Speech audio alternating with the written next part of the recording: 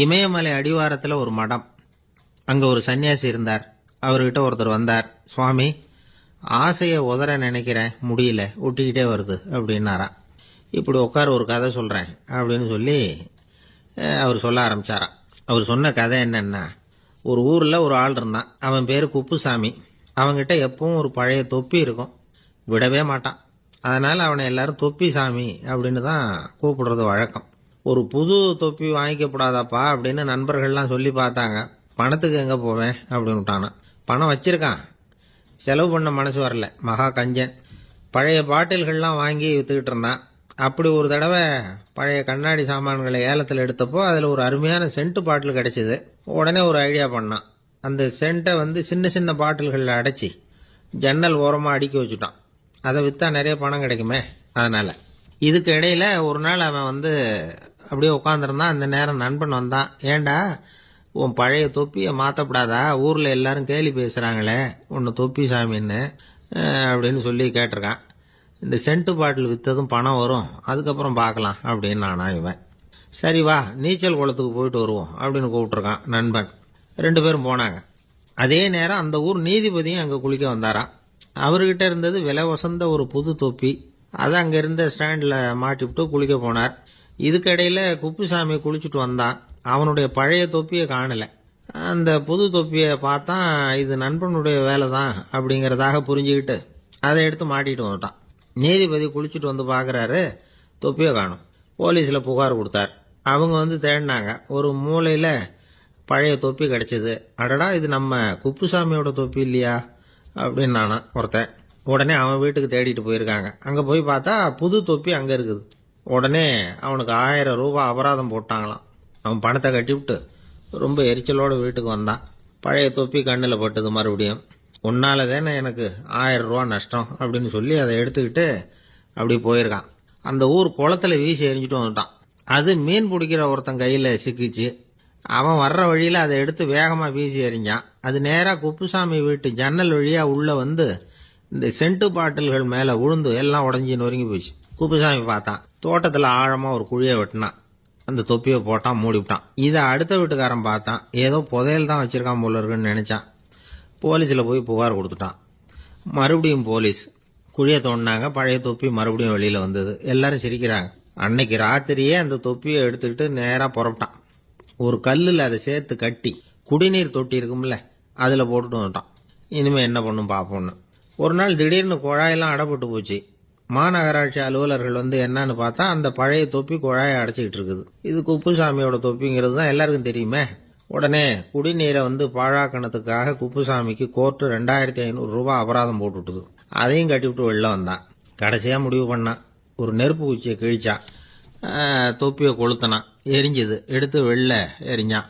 கொஞ்ச நேரத்தில் தீ அணைப்பு படம் வந்துட்டுது. ஆமாம், இவன் எடுத்து எரிஞ்சது வெளியில் விழுந்து வீட்டு கூரையே பற்றிக்கிட்டு எரிய ஆரம்பிச்சுட்டுது.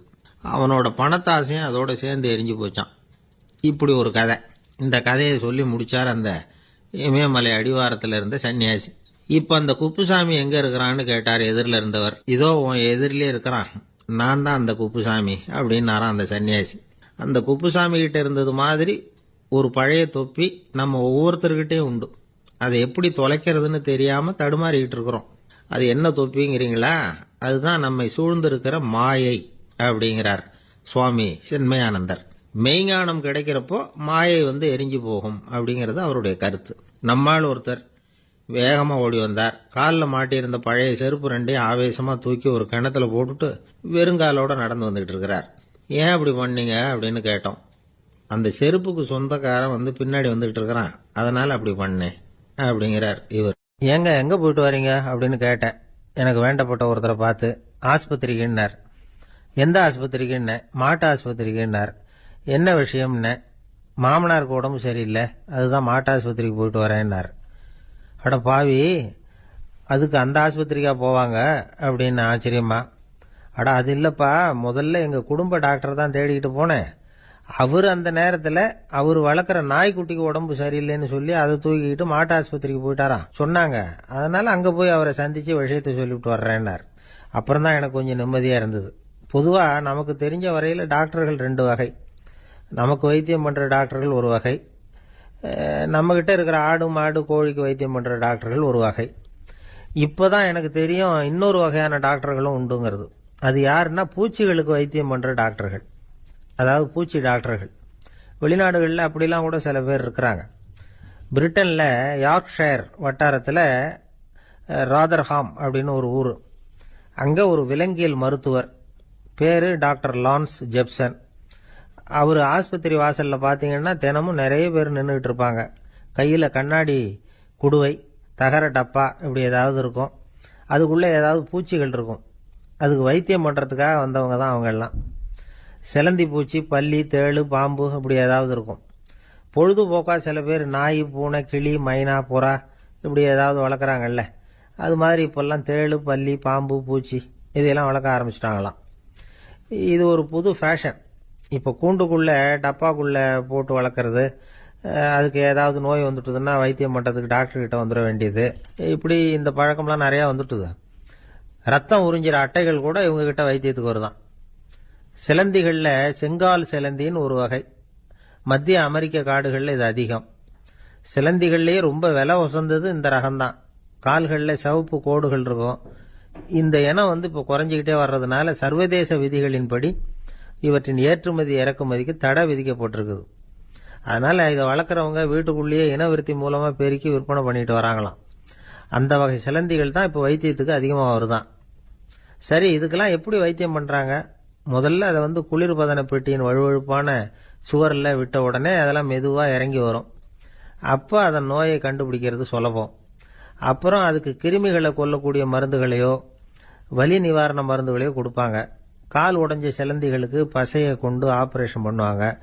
சில சிலந்திகளுக்கு உடைஞ்ச காலை எடுத்துட்டா புதிய கால் வளர்ந்துடும். சிலந்திகளை மனிதர்கள் கையில் எடுக்கிறப்போ அது பயந்து போய் கீழே குதிக்குது. அதனால் கால் உடஞ்சி விடுது, இல்லைன்னா வயிறு சேதமடையுது. அந்த நிலைமையில் வர்ற சிலந்திகளுக்கு மயக்க மருந்து கொடுத்து ஆப்ரேஷன்லாம் கூட பண்ணுறாங்களாம்.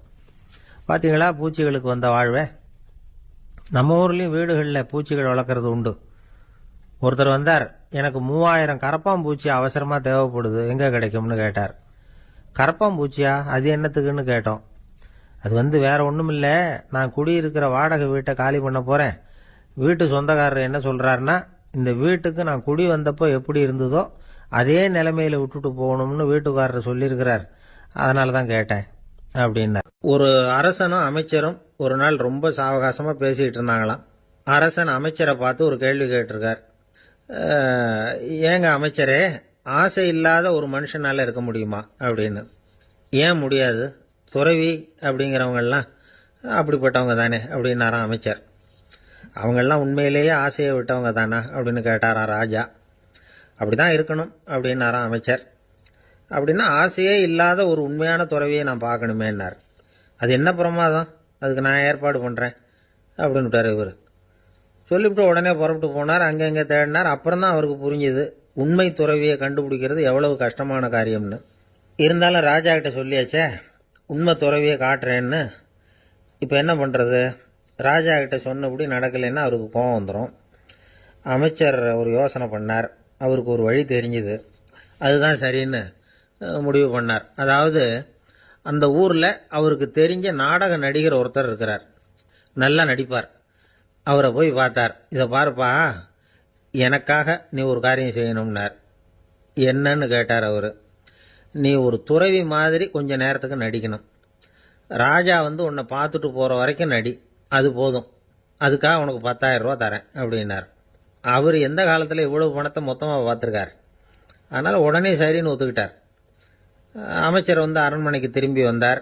என்ன அமைச்சரே, இன்னுமா ஒரு உண்மையான துறவி கிடைக்கலன்னார். உண்மையான துறவி ஒருத்தரை இப்போ தான் கொஞ்ச நேரத்துக்கு முன்னாடி பார்த்து பேசிவிட்டு வர்றேன். அவர் நம்ம ஊருக்கு வெளியில் குளத்தங்கரையில் உள்ள ஒரு ஆலமரத்துக்கு அடியில் உட்காந்துருக்கிறார் அப்படின்னார் இவர். அப்படின்னா உடனே புறப்படுங்க அப்படின்னார் ராஜா. பரிவாரங்களோடு புறப்பட்டார். அங்கே அந்த மரத்தடியில் அந்த ஆள் வேஷம் போட்டுக்கிட்டு துறவி மாதிரி உட்காந்துருக்கிறான். ராஜா நேராக போனார். அந்த துறவி காலில் பொத்துன்னு விழுந்து வணங்கினார். உடனே ராணியும் அவர் காலில் விழுந்தாங்க. அடுத்தபடியாக அமைச்சர் விழுந்தார். அவருக்கு தெரியும் இது நம்ம ஆள் தான்னு. இருந்தாலும் என்ன பண்ணுறது, நேரம். அப்புறம் பரிவாரங்கள்லாம் துறவி காலில் விழுந்து ஆசீர்வாதம் வாங்கிட்டாங்க. ராஜா அப்புறமா தங்கத்தட்டில் பொன்னையும் பொருளையும் வச்சு அந்த துறவிகிட்ட ரொம்ப பணிவாக நீட்டுறார். தாங்கள் தயவு பண்ணி இதை ஏற்றுக்கணும் அப்படின்னு வேண்டிக்கிட்டார். அந்த துறவி பற்றில்லாமல் அதை பார்த்தார். எல்லாத்தையும் திறந்துவிட்ட எனக்கு இதெல்லாம் எதுக்காக அப்படின்னு சொல்லி அதை மறுத்துட்டாராம். ஆஹா, உண்மையான துறவியை பார்த்துட்டோம் அப்படிங்கிற ஆனந்தம் அரசருக்கு. ரொம்ப நிம்மதியாக திருப்தியாக திரும்பி வந்தார் அரண்மனைக்கு. அதுக்கப்புறம் அமைச்சர் யாருக்கும் தெரியாமல் அந்த துறவிகிட்ட ஓடினார். சொன்ன பிரகாரம் பணத்தை நீட்டினார். இந்தப்பா, நான் உங்ககிட்ட சொன்னபடி 10,000 ரூபா பணம் எடுத்துக்கோ அப்படின்னார். அந்த ஆள் ராஜா கிட்ட சொன்னது மாதிரியே எல்லாத்தையும் திறந்துவிட்ட எனக்கு இதெல்லாம் எதுக்காக வேணாம் அப்படின்னு விட்டாராம். நடித்த வரைக்கும் போதும்ப்பா, இனிமேல் இந்த நாடக வசனம்லாம் வேணாம், வேஷத்தை கலைச்சிரு, பணத்தை வாங்கிக்கோன்னார். இல்லைங்க, இது வேஷம் இல்லை, இது வசனமும் இல்லை, இது உண்மை. கொஞ்ச நேரம் துறவி மாதிரி நடித்ததுக்கே இந்த தேசத்து ராஜா, ராணி, அமைச்சர், பரிவாரங்கள் எல்லாம் என் காலில் விழுந்து வணங்குறாங்க. அப்படின்னா உண்மையான துறவியாக இருக்கிறது எவ்வளவு பெருமையான விஷயம். நான் உண்மையான துறவியாக ஆக போகிறேன், அப்படி முடிவும் பண்ணிட்டேன் அப்படின்னார் அந்த நடிகர். வேஷம் கூட எப்படிப்பட்ட விளைவுகளை உண்டு பண்ணுது பார்த்தீங்களா. நம்மால் ஒருத்தன் ரொம்ப வசதியாக தான் இருந்தான். ஒரு நாள் அவன் சொத்து பூரா திருட்டு போயிட்டுது. அதுக்கப்புறம் இவன் துறவி மாதிரி ஆயிட்டான். ஊர் ஊராக சுற்றினான். ஒரு குருநாதரை தேடி கண்டுபிடிச்சான். அவர்கிட்ட சீடனாக சேர்ந்துக்கிட்டான். அவனை பார்த்து ஒருத்தர் கேட்டார், நீ உண்மையான சீடன் தானான்னு. இல்லைங்க, சீடன் மாதிரி நடிச்சுக்கிட்டு இருக்கிறேன் அப்படின்னா. அது குரு துரோகம் இல்லையா அப்படின்னு கேட்டார் அவர். இல்லைங்க, நான் பண்ணது குரு துரோகம் இல்லை, என் குரு பண்ணது தான் துரோகம். என்னுடைய பணத்தை கொள்ளையடிச்சது இவர் தான். அதை எங்கே வச்சிருக்காருன்னு கண்டுபிடிக்கிறதுக்காக தான் இவர்கிட்ட வந்து சீடனாக சேர்ந்துருக்கிறேன் அப்படின்னா. இன்றைக்கு பல பேர் உயில் எழுதி வைக்கிறாங்கல்ல. இந்த உயில்னா என்ன? அதாவது ஒரு நபர் தனக்கு பின்னாடி தன்னுடைய சொத்துக்கள் யாருக்கு போய் சேரணும்னு நினைக்கிறாரோ அந்த நினைப்பை சட்டப்படி உறுதிப்படுத்துறது தான் உயில். சரி, உயிலை யார் எழுதலாம்? 18 வயசு பூர்த்தியான யாரும் உயில் மூலமாக சொத்துக்களை விநியோகிக்கலாம். கண் பார்வை இல்லாதவங்க, காது கேளாதவங்க, வாய் பேச முடியாதவங்க, இவங்கெல்லாம் கூட உயில் எழுதி வைக்கலாம். புத்தி சுவாதீனம் இல்லாதவங்க கூட சில சமயம் புத்தி தெளிவாக இருந்தால் உயில் எழுதலாமா. குடிபோதையில் இருக்கிறவங்க, தாங்கள் என்ன செய்கிறோங்கிறது தெளிவாக அறிய முடியாதவங்க, நோய் நொடியில் இருக்கிறவங்க, இவங்கெல்லாம் உயில் எழுத முடியாது. ஒருத்தரை நிர்பந்தப்படுத்தி ஏமாத்தி அல்லது சுய நினைவில்லாத ஒருத்தர்கிட்ட எழுதி வாங்கி வைக்கிற உயில் செல்லாது. உயிலை இந்த முறையில தான், இந்த படிவத்தில் தான் எழுதணும்னு சட்டத்தில் விதி எதுவும் கிடையாது. இதுக்கு முத்திரை கட்டணமும் கிடையாது. உயிலை வெற்று காகிதத்தில் எழுதலாம். அச்சடிக்கணும், டைப் அடிக்கணுங்கிற அவசியம் கூட இல்லை. கையாலேயே கூட எழுதலாம். எழுதி இருக்கிறது புரியணும், அவ்வளவுதான்.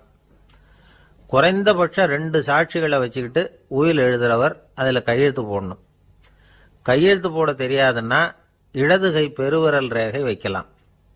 உயில் சாசனத்துக்கு சாட்சிகள் கையெழுத்து இல்லைன்னாலும் அது செல்லாது. அப்புறம் பிரிவிலேஜ்டு வில் அப்படின்னு இருக்கு. அதுக்கு மட்டும் சாட்சிகள் தேவையில்லை. அது என்னன்னா, இந்த விமானப்படை, கப்பல் படை அல்லது யுத்தத்தில் பணிபுரியும் நபர்கள் அவங்கெல்லாம் இருக்கிறாங்க இல்லையா, அப்படிப்பட்டவங்க எழுதுகிற உயில் அது. அதுக்கு சில விசேஷ சலுகைகள் உண்டு. ஒருத்தர் முதல்ல ஒரு உயில் எழுதி வைக்கிறார், அதுக்கப்புறம் மனசு மாறி போகுது, அது வேணாம்னு நினைக்கிறார், ரத்து செஞ்சுடலாம். அதுக்கப்புறம் வேற உயிலும் எழுதலாம். உயிரோடு இருக்கிற வரைக்கும் எத்தனை தடவை வேணும்னாலும் உயில் எழுதலாம். கடைசியா எழுதப்பட்ட உயில் சட்டப்படி சரியா இருந்தா அதுதான் அமலுக்கு வரும். சரி, எழுதுற உயிலை ரகசியமா வச்சிருக்கிறது எப்படி? இது ஒரு கேள்வி. இதுக்கு என்ன செய்யணும்னா, ஒருத்தர் உயிலை எழுதினதுக்கு அப்புறம் அவர் தானாவோ அல்லது அங்கீகரிக்கப்பட்ட முகவர் மூலமாகவோ, அதாவது ஒரு ஏஜென்ட் மூலமாகவோ, ஒரு கவரில் போட்டு சீல் வச்சு கவர் மேலே தன்னுடைய பெயரை எழுதி அல்லது அந்த ஏஜென்ட் பெயரை எழுதி கவர் மேலே என்ன அடக்கம் செய்யப்பட்டிருக்கு, உள்ள என்ன இருக்குது அப்படிங்கிற விவரம்லாம் எழுதி சார் பதிவாளர்கிட்ட ஒப்படைக்கலாம். இதுக்கு கட்டணம் உண்டு. அதுக்கப்புறம் எப்போ தேவைப்படுதோ அப்போ ஒரு மனு கொடுத்து அந்த கவரை திரும்ப வாங்கிக்கலாம். இப்போ எழுதுகிற உயில இவ்வளவு நாளுக்குள்ள பதிவு செய்யணுங்கிற கால வரையறை உண்டா அப்படின்னு ஒரு கேள்வி வரலாம் இல்லையா? எப்போ வேணும்னாலும் பதிவு செய்யலாம். நம்மால் ஒருத்தர் ஒரு நாள் ரொம்ப அவசரமாக வந்தார். இந்த உயில் எழுதுறது சம்பந்தமாக பூரா விவரமாக எனக்கு உடனே தெரியணும்னார். நான் உடனே அவரை வக்கீல் ஒருத்தர்கிட்ட அழைச்சிட்டு போனேன். இவர் அவர்கிட்ட எல்லா விவரமும் கேட்டு தெரிஞ்சுக்கிட்டார். ரொம்ப தேங்க்ஸ்ன்னு சொல்லிவிட்டு 2 பேரும் வெளியில் வந்தோம். அதுக்கப்புறம் இவர்கிட்ட கேட்டேன், ஆமாம் இவ்வளவு விவரமாக கேட்குறீங்களே, உங்களுக்கு எத்தனை பிள்ளைங்க சார் அப்படின்னு கேட்டேன். 6 பேர் சார் அப்படின்னார். சரி, இருக்கிற சொத்து எவ்வளவுன்னு கேட்டேன். அதை இனிமே தான் சம்பாதிக்க போறேன் அப்படின்னார். எதிர்காலத்தை நினைச்சா எனக்கு ரொம்ப பயமா இருக்கு சார் அப்படின்னு சொல்றவங்க நிறைய பேர் இருக்கிறாங்க. அதாவது பயப்படாத மனிதர்கள்னு யாருமே கிடையாது. ஒவ்வொருத்தருக்கும் ஒவ்வொரு விதமான பயம் இருந்தாலும் ஒட்டுமொத்தமா பாக்குறப்போ மனிதனுக்கு 6 விதமான பய உணர்வுகள் வரலாம் அப்படின்னு பெரியவங்க சொல்றாங்க. எல்லா விதமான பயமும் இந்த 6 வகைக்குள்ள அடக்கம். அந்த 6 வகை பயமும் 6 எதிரிகள் மாதிரியாம். 6 எதிரிகளையும் புரிஞ்சுக்கிட்டோம்னா போதும், வாழ்க்கையில சுலபமா வெற்றி அடைய முடியும். சரி, அந்த 6 வகை பயம் என்னென்ன அப்படின்னு பார்ப்போம். முதல்ல வறுமை பற்றிய பயம், 2வது பழிச்சொல் பற்றிய பயம், 3வது உடல் நலம் பாதிப்பு பற்றிய பயம், 4வது என்னன்னா காதல் தோல்வி, 5வது முதுமை, 6வது மரணம். அதாவது பயப்படுறதுங்கிறது ஒரு மனநிலை தான். இந்த மனநிலையை கட்டுப்படுத்த முடியும், திசை திருப்ப முடியும். சரி, இந்த பயங்களின் அறிகுறிகள் எப்படி இருக்கும்? வறுமை பற்றிய பயம் அப்படின்னு முதல்ல சொன்னோம் இல்லையா, அந்த பயத்தின் அறிகுறிகளை தெரிஞ்சுக்குவோம். எதுலேயும் அக்கறை இல்லாமல் இருக்கிறது, ஒரு குறிக்கோள் இல்லாமல் இருக்கிறது, வறுமையை சகிச்சுக்கிறது, வாழ்க்கையில் கிடைக்கிறது எதுவாக இருந்தாலும் ஆட்சேபனை இல்லாமல் ஏற்றுக்கிறது, மனசாலும் உடம்பாலும் சோர்ந்து போயிருக்கிறது, ஆர்வம், முனைப்பு, கற்பனை திறன் எதுவுமே இல்லாமல் இருக்கிறது. இதெல்லாம் தான் அந்த வறுமை பற்றிய பயத்தின் அறிகுறிகள். அந்த அடுத்தது ஒன்று பார்த்தோமே, பழிச்சொல் பற்றிய பயம். அதாவது அடுத்தவங்க நம்மளை குறை சொல்லி விடுவாங்களோ அப்படிங்கிற பயம்.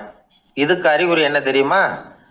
புதியவர்களை சந்திக்கிறதுக்கு பயப்படுறது, முடிவு எடுக்க முடியாம குழம்புறது, பிரச்சனைகளை தவிர்க்க விரும்புறது, தாழ்வு மனப்பான்மை, வரவுக்கு மீறி செலவு செஞ்சு இமேஜை உயர்த்திக்கிறது, குறிக்கோள் இல்லாத வாழ்க்கை, இதெல்லாம் தான் அதுக்கு அறிகுறிகள். 3வது பயம் உடல் நலம் பாதிப்பு பற்றிய பயம், அதாவது நோய் பற்றிய பயம். ஒரு உண்மை என்ன தெரியுமா? டாக்டரை சந்திக்கிற மனிதர்கள்ல 75% பேர் தங்களுக்கு நோய் வந்துட்டுதுங்கிற கற்பனையில் இருக்கிறவங்களாம். நிஜமாவே நோய் கிடையாது அவங்களுக்கு. இந்த பயத்தின் அறிகுறிகள் என்னன்னா, வியாதிக்கான அறிகுறிகள் தன்னிடம் இருக்கிறதாக நினைச்சுக்கிறது, எந்த நேரமும் வியாதியை பற்றியே பேசி பேசி மனசை அங்கேயே வச்சிருக்கிறது, நோய் சம்பந்தமான செய்திகளை படித்து நமக்கு இப்படி ஆயிடுமோ அப்படின்னு வேதனைப்படுறது, இதெல்லாம் தான் அதுக்கு அறிகுறிகள். 4வது பயம் காதல் தோல்வி. இது ரொம்ப வேதனை, உடம்பையும் மனசையும் சீரழிச்சு விடும். ஆண்களை விட பெண்கள் தான் இந்த பய உணர்வுல அதிகமாக பாதிக்கப்படுறாங்க.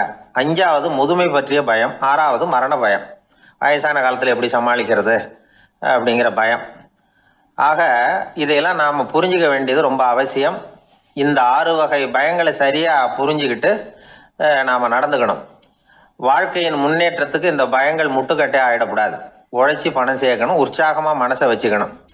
மனசை கட்டுப்படுத்துகிற மார்க்கம் தெரிஞ்சுக்கிட்டா போதும், எல்லாம் சரியாக வந்துடும். நம்ம ஆள் ஒருத்தன் சொன்னான், சார் எனக்கு வறுமை பற்றிய பயம்தான் இருந்தது, ஒரே ராத்திரியில் 30,000 ரூபா தயார் பண்ணிவிட்டேன், இப்போ எனக்கு இன்னொரு பயம் வந்துட்டுதுன்னா. என்ன பயம்னு கேட்டாங்க. போலீஸு கண்டுபிடிச்சிருமோங்கிற பயம்னா. இது இந்த பயத்தில் அடங்காது. அதனால் அஞ்சி அஞ்சி சாவார், அஞ்சாத பொருள் இல்லை அப்படின்னு பாரதி சொன்னார் இல்லையா, அது மாதிரி பயத்தை புரிந்து கொண்டு அதற்கு தகுந்த மாதிரி நம்முடைய வாழ்க்கையை அமைத்து கொள்ள வேண்டும். அப்படி அமைத்துக் கொள்ளுகிறவர்களுக்கு வெற்றி நிச்சயம். ஒரு வயசான பாட்டியும் தாத்தாவும் ஒரு பூங்காவில் உட்காந்து பேசிக்கிட்டு இருக்கிறாங்க. அவங்களுக்கு கல்யாணம் ஆகி 53 வருஷம் ஆச்சு. பிள்ளைங்கள்லாம் படித்து பெரிய பெரிய வேலையில் இருக்கிறாங்க. பேரன் பேத்திகளும் நல்ல நிலைமையில் இருக்கிறாங்க. இந்த தாத்தாவும் பாட்டியும் சிரித்து பேசிக்கிட்டு இருந்ததை ஒரு பெரியவர் பார்த்தார். அவருக்கு ஆச்சரியமாக இருந்தது. இந்த வயசுலேயும் இவ்வளவு அந்யோன்யமாக இவங்க பேசிக்கிட்டு இருக்கிறாங்களே அப்படின்னு நினச்சார். சரி, நேரிலேயே கேட்டுருவோமே அப்படின்னு நினச்சிக்கிட்டு கிட்ட போனார். உங்கள் மன வாழ்க்கையின் வெற்றிக்கான ரகசியம் என்ன அப்படின்னு கேட்டார். இதை கேட்டதும் அந்த தாத்தா சிரிச்சுக்கிட்டே பாட்டியை பார்த்தாராம். அதுக்கப்புறம் சொன்னாராம், நான் இந்த அம்மாவை கல்யாணம் பண்ணிக்கிட்டதுக்கும் எங்களுடைய இல்வாழ்க்கை இவ்வளவு நாளாக பலம் குறையாமல் மகிழ்ச்சியாக இருக்கிறதுக்கும் காரணம் ஒன்று தான். அது என்ன காரணம்னா, எங்களுக்கு இடையில பொதுவாக நிறைய குறைகள் உண்டு, அதுதான் காரணம் அப்படின்னாராம். அவர் சொல்கிறது சரிதான் அப்படிங்கிறது மாதிரி அந்த பாட்டியும் அவரை நிமிர்ந்து பார்த்தாங்களாம். இந்த பெரியவர் மறுபடியும் அந்த பாட்டியை பார்த்து அதே கேள்வியை கேட்டிருக்கார். உங்களுடைய நீண்டகால மன வாழ்க்கைக்கு கிடைச்ச வெற்றி எதனாலேன்னு சொல்ல முடியுமா அப்படின்னு கேட்டாராம். அவங்களும் சிரிச்சுக்கிட்டே பதில் சொன்னாங்களாம். என்ன பதில் தெரியுமா? சில பேரை நாம் குறிப்பிட்ட பண்புகளுக்காக நேசிக்கிறோம், வேற சிலரை நாம் அந்த பண்புகள் இல்லாத குறைகளுக்காகவே விரும்பி பழகிறோம் இல்லையா அப்படின்னு கேட்டுவிட்டு தலையை குனிஞ்சுக்கிட்டாங்களாம் அந்த பாட்டியம்மா. அவங்க அப்படி சொன்னதை கேட்டதும் இவருக்கு புதுசாக ஞானம் பிறந்தது மாதிரி இருந்துதான். இதுதான் மனம் நிறைந்த மன வாழ்க்கை அப்படிங்கிறார் சுவாமி சின்மயானந்தர். பண்புகளை எப்படி நேசிக்க முடியுதோ அதே மாதிரி பண்புகள் இல்லாத குறைகளையும் நேசிக்க முடியும். மனசு தான் காரணம். ஒரு மேல்நாட்டு தம்பதி, அவங்களும் தாத்தா பாட்டி தான். அவங்க 2 பேரும் ஒரு பூங்காவில் உட்காந்து சிரித்து பேசிக்கிட்டு இருக்கிறாங்க. அதை ஒருத்தர் பார்த்தார்.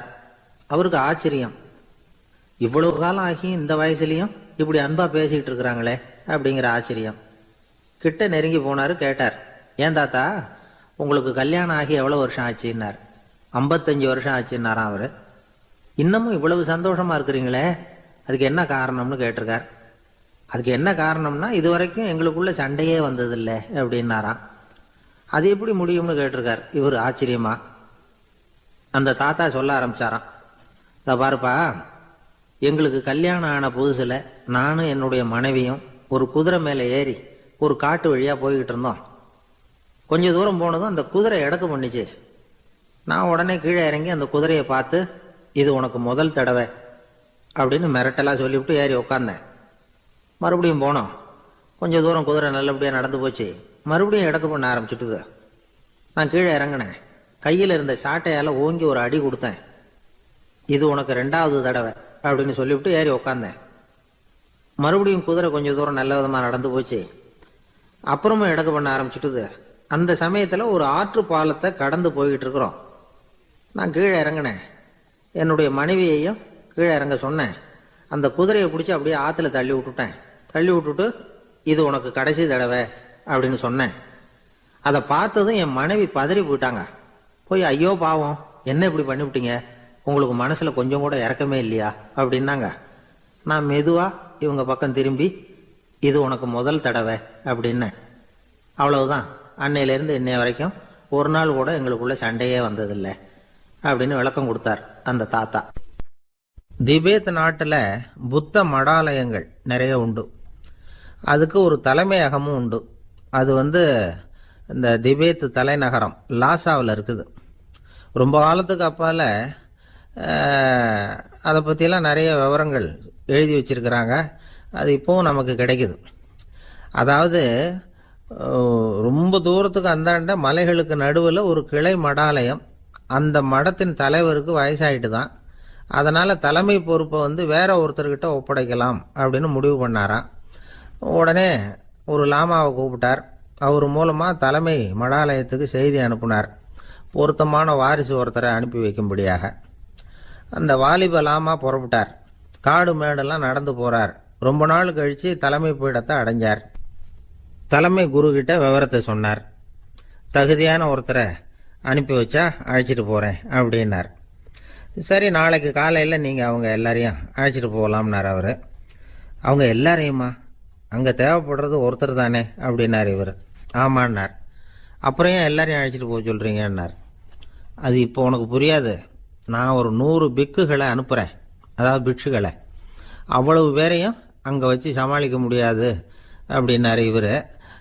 இருந்தாலும் இப்போ அந்த தலைமை குரு என்ன சொன்னார்னா, அதை பற்றி கவலைப்படாத, நான் 100 பேரை அனுப்புகிறேன். அதில் 99 பேர் வழியிலேயே காணாமல் போடுவாங்க, ஒருத்தன் மட்டும்தான் வருவான்.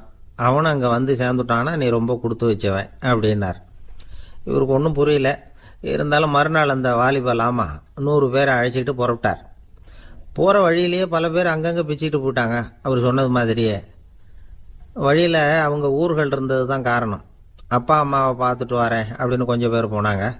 சொந்த பந்தத்தை பார்த்துட்டு வரேன் அப்படின்னு கொஞ்சம் பேர். ஒரு வாரம் ஆச்சு. இப்போ மிஞ்சினது 10 பேர் தான். வழியில் ஒரு நகரம். அங்கே சில பிட்சுக்கள் சந்திச்சாங்க. எங்கள் மடத்து தலைவர் இறந்துட்டார், உங்களில் யாராவது ஒருத்தர் எங்களுக்கு தலைவராக முடியுமா அப்படின்னு கேட்டாங்க. 10 பேரும் தயார். அதில் ஒருத்தரை அழைச்சிட்டு அவங்க போயிட்டாங்க. இன்னொரு ஊரில் சில பேர் வந்தாங்க, வழிமறிச்சாங்க. நில்லுங்க, எங்கள் மன்னர் மகளுக்கு திருமணம், அதை நடத்தி வைக்க 3 லாமாக்கள் தேவை அப்படின்னாங்க. இப்படி கொஞ்சம் கொஞ்சமாக எல்லாரும் காலி. கடைசியில் 2 பேரும் மிஞ்சினாங்க.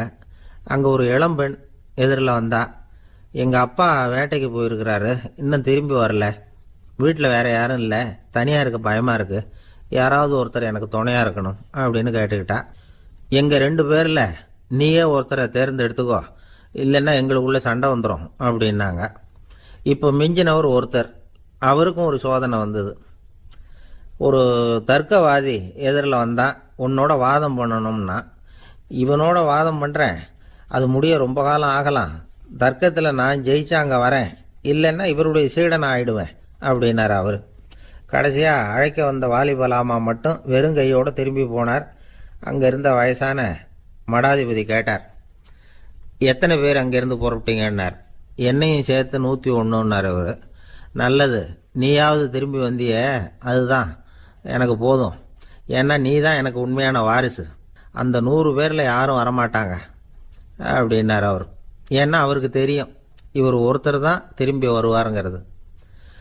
திபேத்தில் ஒரு பழங்கால பழமொழி உண்டாம், 100 பேர் செல்லலாம், எப்பொழுதாவது ஒருவன் அபூர்வமாக அடைய வேண்டிய இடத்தை அடைவான். இதுதான் அந்த பழமொழி. ஒரு உன்னதமான இலக்கை அடையணும்னா அது அவ்வளவு சுலபமான காரியம் இல்லை. இந்த காலத்து மடாலயம் ஒன்று, அதில் ஒரு தலைவர், அவருக்கு வயசாயிட்டுது, தனக்கு ஒரு வாரிசை நியமிக்கணும் அப்படின்னு ஆசைப்பட்டார். ரொம்ப கஷ்டப்பட்டு ஒருத்தரை பிடிச்சார், தனக்கு வாரிசாக நியமிச்சுட்டு அவர் சமாதி ஆயிட்டார். புதுசாக பொறுப்பேற்றுக்கிட்டவர் அப்படியே உட்காந்துருந்தார். அவரை தேடிட்டு பத்திரிகை நிருபர்கள்லாம் வந்தாங்க, கேட்டாங்க. அவர் உங்கள் பொறுப்பில் அவர் பெரியவர் விட்டுட்டு போன இது எவ்வளவு சுமாராக தேரும், எவ்வளவு விட்டுட்டு போனார் அப்படின்னு கேட்டிருக்கிறாங்க. அது என்ன ஒரு 50 லட்சம் இருக்கும் அப்படின்னாராம். அவ்வளவும் பணமா அப்படின்னு கேட்டிருக்காங்க. இல்லைங்க, கடன் அப்படின்னாராம் இவர். நாட்டில் நல்லவங்க ஒருத்தர் 2 பேர் இருக்கிறதுனால தாங்க மழையே பெய்யுது அப்படின்னு சொல்றது உண்டு. நல்லார் ஒருவர் உளரேல் அவர் பொருட்டு எல்லாருக்கும் பெய்யும் மழை. சில சமயம் ரொம்ப பேர் திடீர்னு நல்லவங்களா ஆயிடுவாங்க போல இருக்கு. அதனால தான் விடாம பேய் மழையா கொட்டி தீர்த்துடுது. எல்லாரும் நல்லவங்களாயிட்டா உலகமே தாங்காது போல இருக்க. அப்பப்ப ஒருத்தர் 2 பேர் நல்லவங்களாகணும், அப்பதான் சீரா மழை பெய்யும். மாசத்துக்கு 3 பேர் நல்லவங்களானா மாதம் மும்மாரி பொழியும். இதெல்லாம் வேடிக்கை பேச்சு. இப்போ இதெல்லாம் ஒரு பக்கம் இருக்கட்டும், இப்போ விஷயத்துக்கு வருவோம். ஒரு கும்பல்ல நல்லவன் யாரு அப்படிங்கறத எப்படி கண்டுபிடிக்கிறது? இதுக்கு ஒரு வேடிக்கை கதை உண்டு. என்னுடைய நண்பர் ஒருத்தருக்கு அவங்க பாட்டியம்மா சொன்ன கதையா அது. அது என்ன கதைன்னா, ஒரு ஊர்ல ஒரு சமயம் பலமான மழை பெய்ய ஆரம்பிச்சுட்டு தான். இடி மின்னல் ரொம்ப கடுமையா இருந்திருக்குது. ஆரம்பிச்ச மழை வர வர கடுமையா ஆகிட்டு இருக்குதே தவிர நிக்கிற பாடா தெரியல. ஊர் ஜனங்கள்லாம் பார்த்தாங்க. இதுக்கு மேலேயும் வீட்டு உள்ள இருந்தா ஆபத்துங்கிறத புரிஞ்சுக்கிட்டாங்க. ஏன்னா வீடெல்லாம் இடிஞ்சி விழுந்துருமோங்கிற பயம். உடனே எல்லாரும் புறப்பட்டு ஊருக்கு பொதுவா இருந்த ஒரு மண்டபத்துல போய் தங்கிக்கிட்டாங்க. மின்னல் கடுமையா இருந்தது, இடி எந்த நேரத்திலையும் விழலாம்ங்கிற நிலைமை. எப்போ விழலாம்னு பார்த்துக்கிட்டு இருக்குது. அந்த மண்டபத்துல இருந்த ஜனங்கள் மனசுக்குள்ள ஒரு பயம். நம்ம கூட்டத்துல யாராவது ஒரு கெட்டவன் பாவம் பண்ணவன் இருந்தா கூட இடி இந்த மண்டபத்துல விழுந்துரும், அது எல்லாருக்கும் ஆபத்து அப்படின்னு நினைச்சாங்க. சரி, இதுக்கு என்ன பண்ணலாம் அப்படின்னு யோசனை பண்ணாங்க. அந்த கூட்டத்துல ஒரு பெரியவர் இருந்தார். அவரு ஒரு யோசனை சொன்னார். இதோ பாருங்க, அதுக்கு ஒரு வழி இருக்கு. அதோ எதிர்த்தாப்புல கொஞ்சம் தூரத்துல ஒரு உயரமா மரம் ஒண்ணு இருக்கு பாருங்க. பொதுவா இடி சுலபமா விழறது அது மாதிரி உயரமான மரத்துல தான். நம்ம கூட்டத்துல இருக்கிறவங்க எல்லாரும் ஒவ்வொருத்தரா போய் அந்த மரத்தை தொட்டு விட்டு திரும்பி வந்துடணும். நம்மள பாவம் பண்ணவன் யாரோ அவன் அந்த மரத்தை தொடுற சமயத்துல இடி விழுந்துரும், அவன் மட்டும் போயிடுவான். மண்டபத்துல இருக்கிற நாமெல்லாம் பொழைச்சிக்கலாம் அப்படின்னு ஐடியா கொடுத்தாரு அந்த பெரியவர். இது நல்ல யோசனையா பட்டது. எல்லாரும் ஒத்துக்கிட்டாங்க. ஒவ்வொருத்தரா போய் அந்த மரத்தை தொட்டு விட்டு திரும்பி வந்தாங்க. இடி எதுவும் விழல. இன்னமும் பாவம் பண்ண ஆசாமி அதை போய் தொடல போல இருக்கு அப்படின்னு நினைச்சுக்கிட்டாங்க. ஒவ்வொருத்தரா போறாங்க, எல்லாரும் போய் தொட்டு விட்டு வந்தாச்சு. இன்னும் ஒரே ஒரு ஆசாமி தான் பாக்கி. கடைசியா இருந்த அந்த ஆள் பயந்துட்டான். இது வரைக்கும் இடி விழலைன்னா இப்ப என்ன அர்த்தம்? இப்ப நாம தான் பாக்கி, நாம தான் தப்பு பண்ண ஆள் போல இருக்கு அப்படின்னு நினைச்சுட்டான். அதனால துணிச்சலா போய் தொடுறதுக்கு பயந்தான், தயங்கிக்கிட்டே இருந்தான். இருந்தாலும் மற்றவங்க எல்லாம் சும்மா இருப்பாங்களா? கட்டாயப்படுத்தி கழுத்தை பிடிச்சி தள்ளாத குறையா அவனை தள்ளி விட்டாங்க, போய் தொட்டுட்டு வாடான்னு. அவன் நடுங்கிட்டே போய் அந்த மரத்தை தொட்டான். அதே வினாடி ஒரு பயங்கரமான மின்னல் இடி விழுந்துட்டுது. எங்க விழுந்தது தெரியுமா? அந்த ஆள் மேல இல்ல, மண்டபத்துல விழுந்தது. மண்டபத்துல இருந்தவங்க பூரா காலி. அந்த ஒரு ஆள் மட்டும் பொழைச்சிக்கிட்டான். இந்த ஒரு ஆளை காப்பாத்துறதுக்காக தான் இடி மண்டபத்துல விழாம இருந்திருக்குது. இதுதான் கதை. அதனால நல்லவங்க எப்படியும் தப்பிச்சுக்குவாங்க அப்படிங்கிறது ஒரு நீதி. ஒருத்தன் அப்படிதான் தெருவில் நடந்து போய்கிட்டு இருந்தான், ரொம்ப நல்லவன். எதிரில் ஒருத்தன் சைக்கிள்ல வந்துகிட்டு இருந்தான். அதுல மோதி இவன் கீழே விழுந்துட்டான். சைக்கிள்காரன் உடனே இறங்கி இவனை தூக்கி விட்டான். இவன் எழுந்திரிச்சு அவனை முறைச்சி பார்த்தான். அப்படி பார்க்காதீங்க சார், நீங்க ரொம்ப புண்ணியம் பண்ணியிருக்கீங்க, அதுதான் இப்போ வந்து சைக்கிளில் மோதிக்கிட்டீங்க அப்படின்றான். என்ன அப்படி சொல்றேன் இவன், 10 நிமிஷத்துக்கு முன்னாடி நான் லாரி ஓட்டிட்டு வந்தேன், அப்போ நீங்க எதிரில் வந்திருந்தீங்கன்னா என்ன ஆயிருக்கும் அப்படின்னானா அவன். ஒரு ஊர்ல ஒரு மன்னர் இருந்தார். அவரு பக்கத்து தேசத்து மேல படையெடுக்கணும்னு நினைச்சுக்கிட்டு இருந்தார். அதையும் தன்னுடைய நாட்டோட சேர்த்துக்கணுங்கிற ஆசை. எப்போ படையெடுக்கலாம்னு யோசிச்சுக்கிட்டு இருந்தார். இப்படி யோசிச்சுக்கிட்டு இருந்த சமயத்துல ஒரு பெரியவர் அவரை தேடிட்டு வந்தார். அவர் அடிக்கடி வருவார், அவர்கிட்ட பேசிக்கிட்டு இருப்பார். இப்போ அப்படித்தான் வந்தார். என்ன மன்னா யோசனைன்னாரு. இவர் தன்னுடைய யோசனையை சொன்னார். இந்த சமயத்துல மன்னருக்கு தாகம் எடுத்தது, தண்ணி குடிக்கணும் போல இருந்தது. உடனே அங்க இருந்த ஒரு அரண்மனை பணியாளரை கூப்பிட்டார். போய் கொஞ்சம் தண்ணி கொண்டு வாப்பா அப்படின்னார். அந்த பணியாளர் போனார், ஒரு கோலையில தண்ணி கொண்டு வந்தார். ராஜா கிட்ட நீட்டினார். ராஜா அதை வாங்கி குடிக்கிறதுக்காக வாய்கிட்ட கொண்டுட்டு போனார். அந்த நேரம் பார்த்து மன்னா கொஞ்சம் பொறுங்கன்னார் இந்த பெரியவர். ஆவலோட குடிக்க போன மன்னர் அப்படியே நிறுத்திக்கிட்டு பெரியவரை பார்த்தார். இப்ப அந்த பெரியவர் சொன்னார், மன்னா, இப்ப உங்களை விட வலிமை உள்ள ஒரு சக்தி உங்களுக்கு தண்ணி கொடுக்க மறுத்துடுதுன்னு வைங்க, உங்களை குடிக்க விடாம தடுத்துடுது அப்படின்னா, இப்ப இந்த ஒரு கோவள தண்ணீரை வந்து என்ன விலை கொடுத்து வாங்குவீங்க அப்படின்னு கேட்டார். இப்ப எனக்கு இருக்கிற தாகத்துக்கு என்னுடைய அரசாங்கத்துல பாதியையாவது கொடுத்து இந்த தண்ணியை வாங்கறதுக்கு தயங்க மாட்டேன்னார் அவர். சரி, இப்ப அந்த தண்ணியை குடிங்கன்னார் பெரியவர். மன்னர் ஆவலோட அந்த தண்ணியை குடிச்சு முடிச்சார். அதுக்கப்புறம் கொஞ்ச நேரம் தன்னுடைய படையெடுப்பு பத்தி சொல்லிட்டு இருந்தார். கொஞ்ச நேரம் கழிச்சு மறுபடியும் இந்த பெரியவர் கேட்டார், மன்னா, இப்போ நீங்க ஒரு கோவள தண்ணீரை வந்து குடிச்சு முடிச்சுட்டீங்க. இப்ப அந்த தண்ணீர் உங்க உடம்ப விட்டு வெளியில வரக்கூடிய பாதை அடப்பட்டு போச்சு அப்படின்னு வச்சுங்க, அதை வெளியேற்றுவதற்காக நீங்க எவ்வளவு செலவழிப்பீங்க அப்படின்னு கேட்டார். மன்னர் யோசனை பண்ணார். அப்படி ஒரு நிலைமை ஏற்பட்டு போச்சுன்னா என்னுடைய அரசாங்கம் பூராவையும் அதுக்கு ஈடா தர்றதுக்கு கூட தயங்க மாட்டேன்னார்.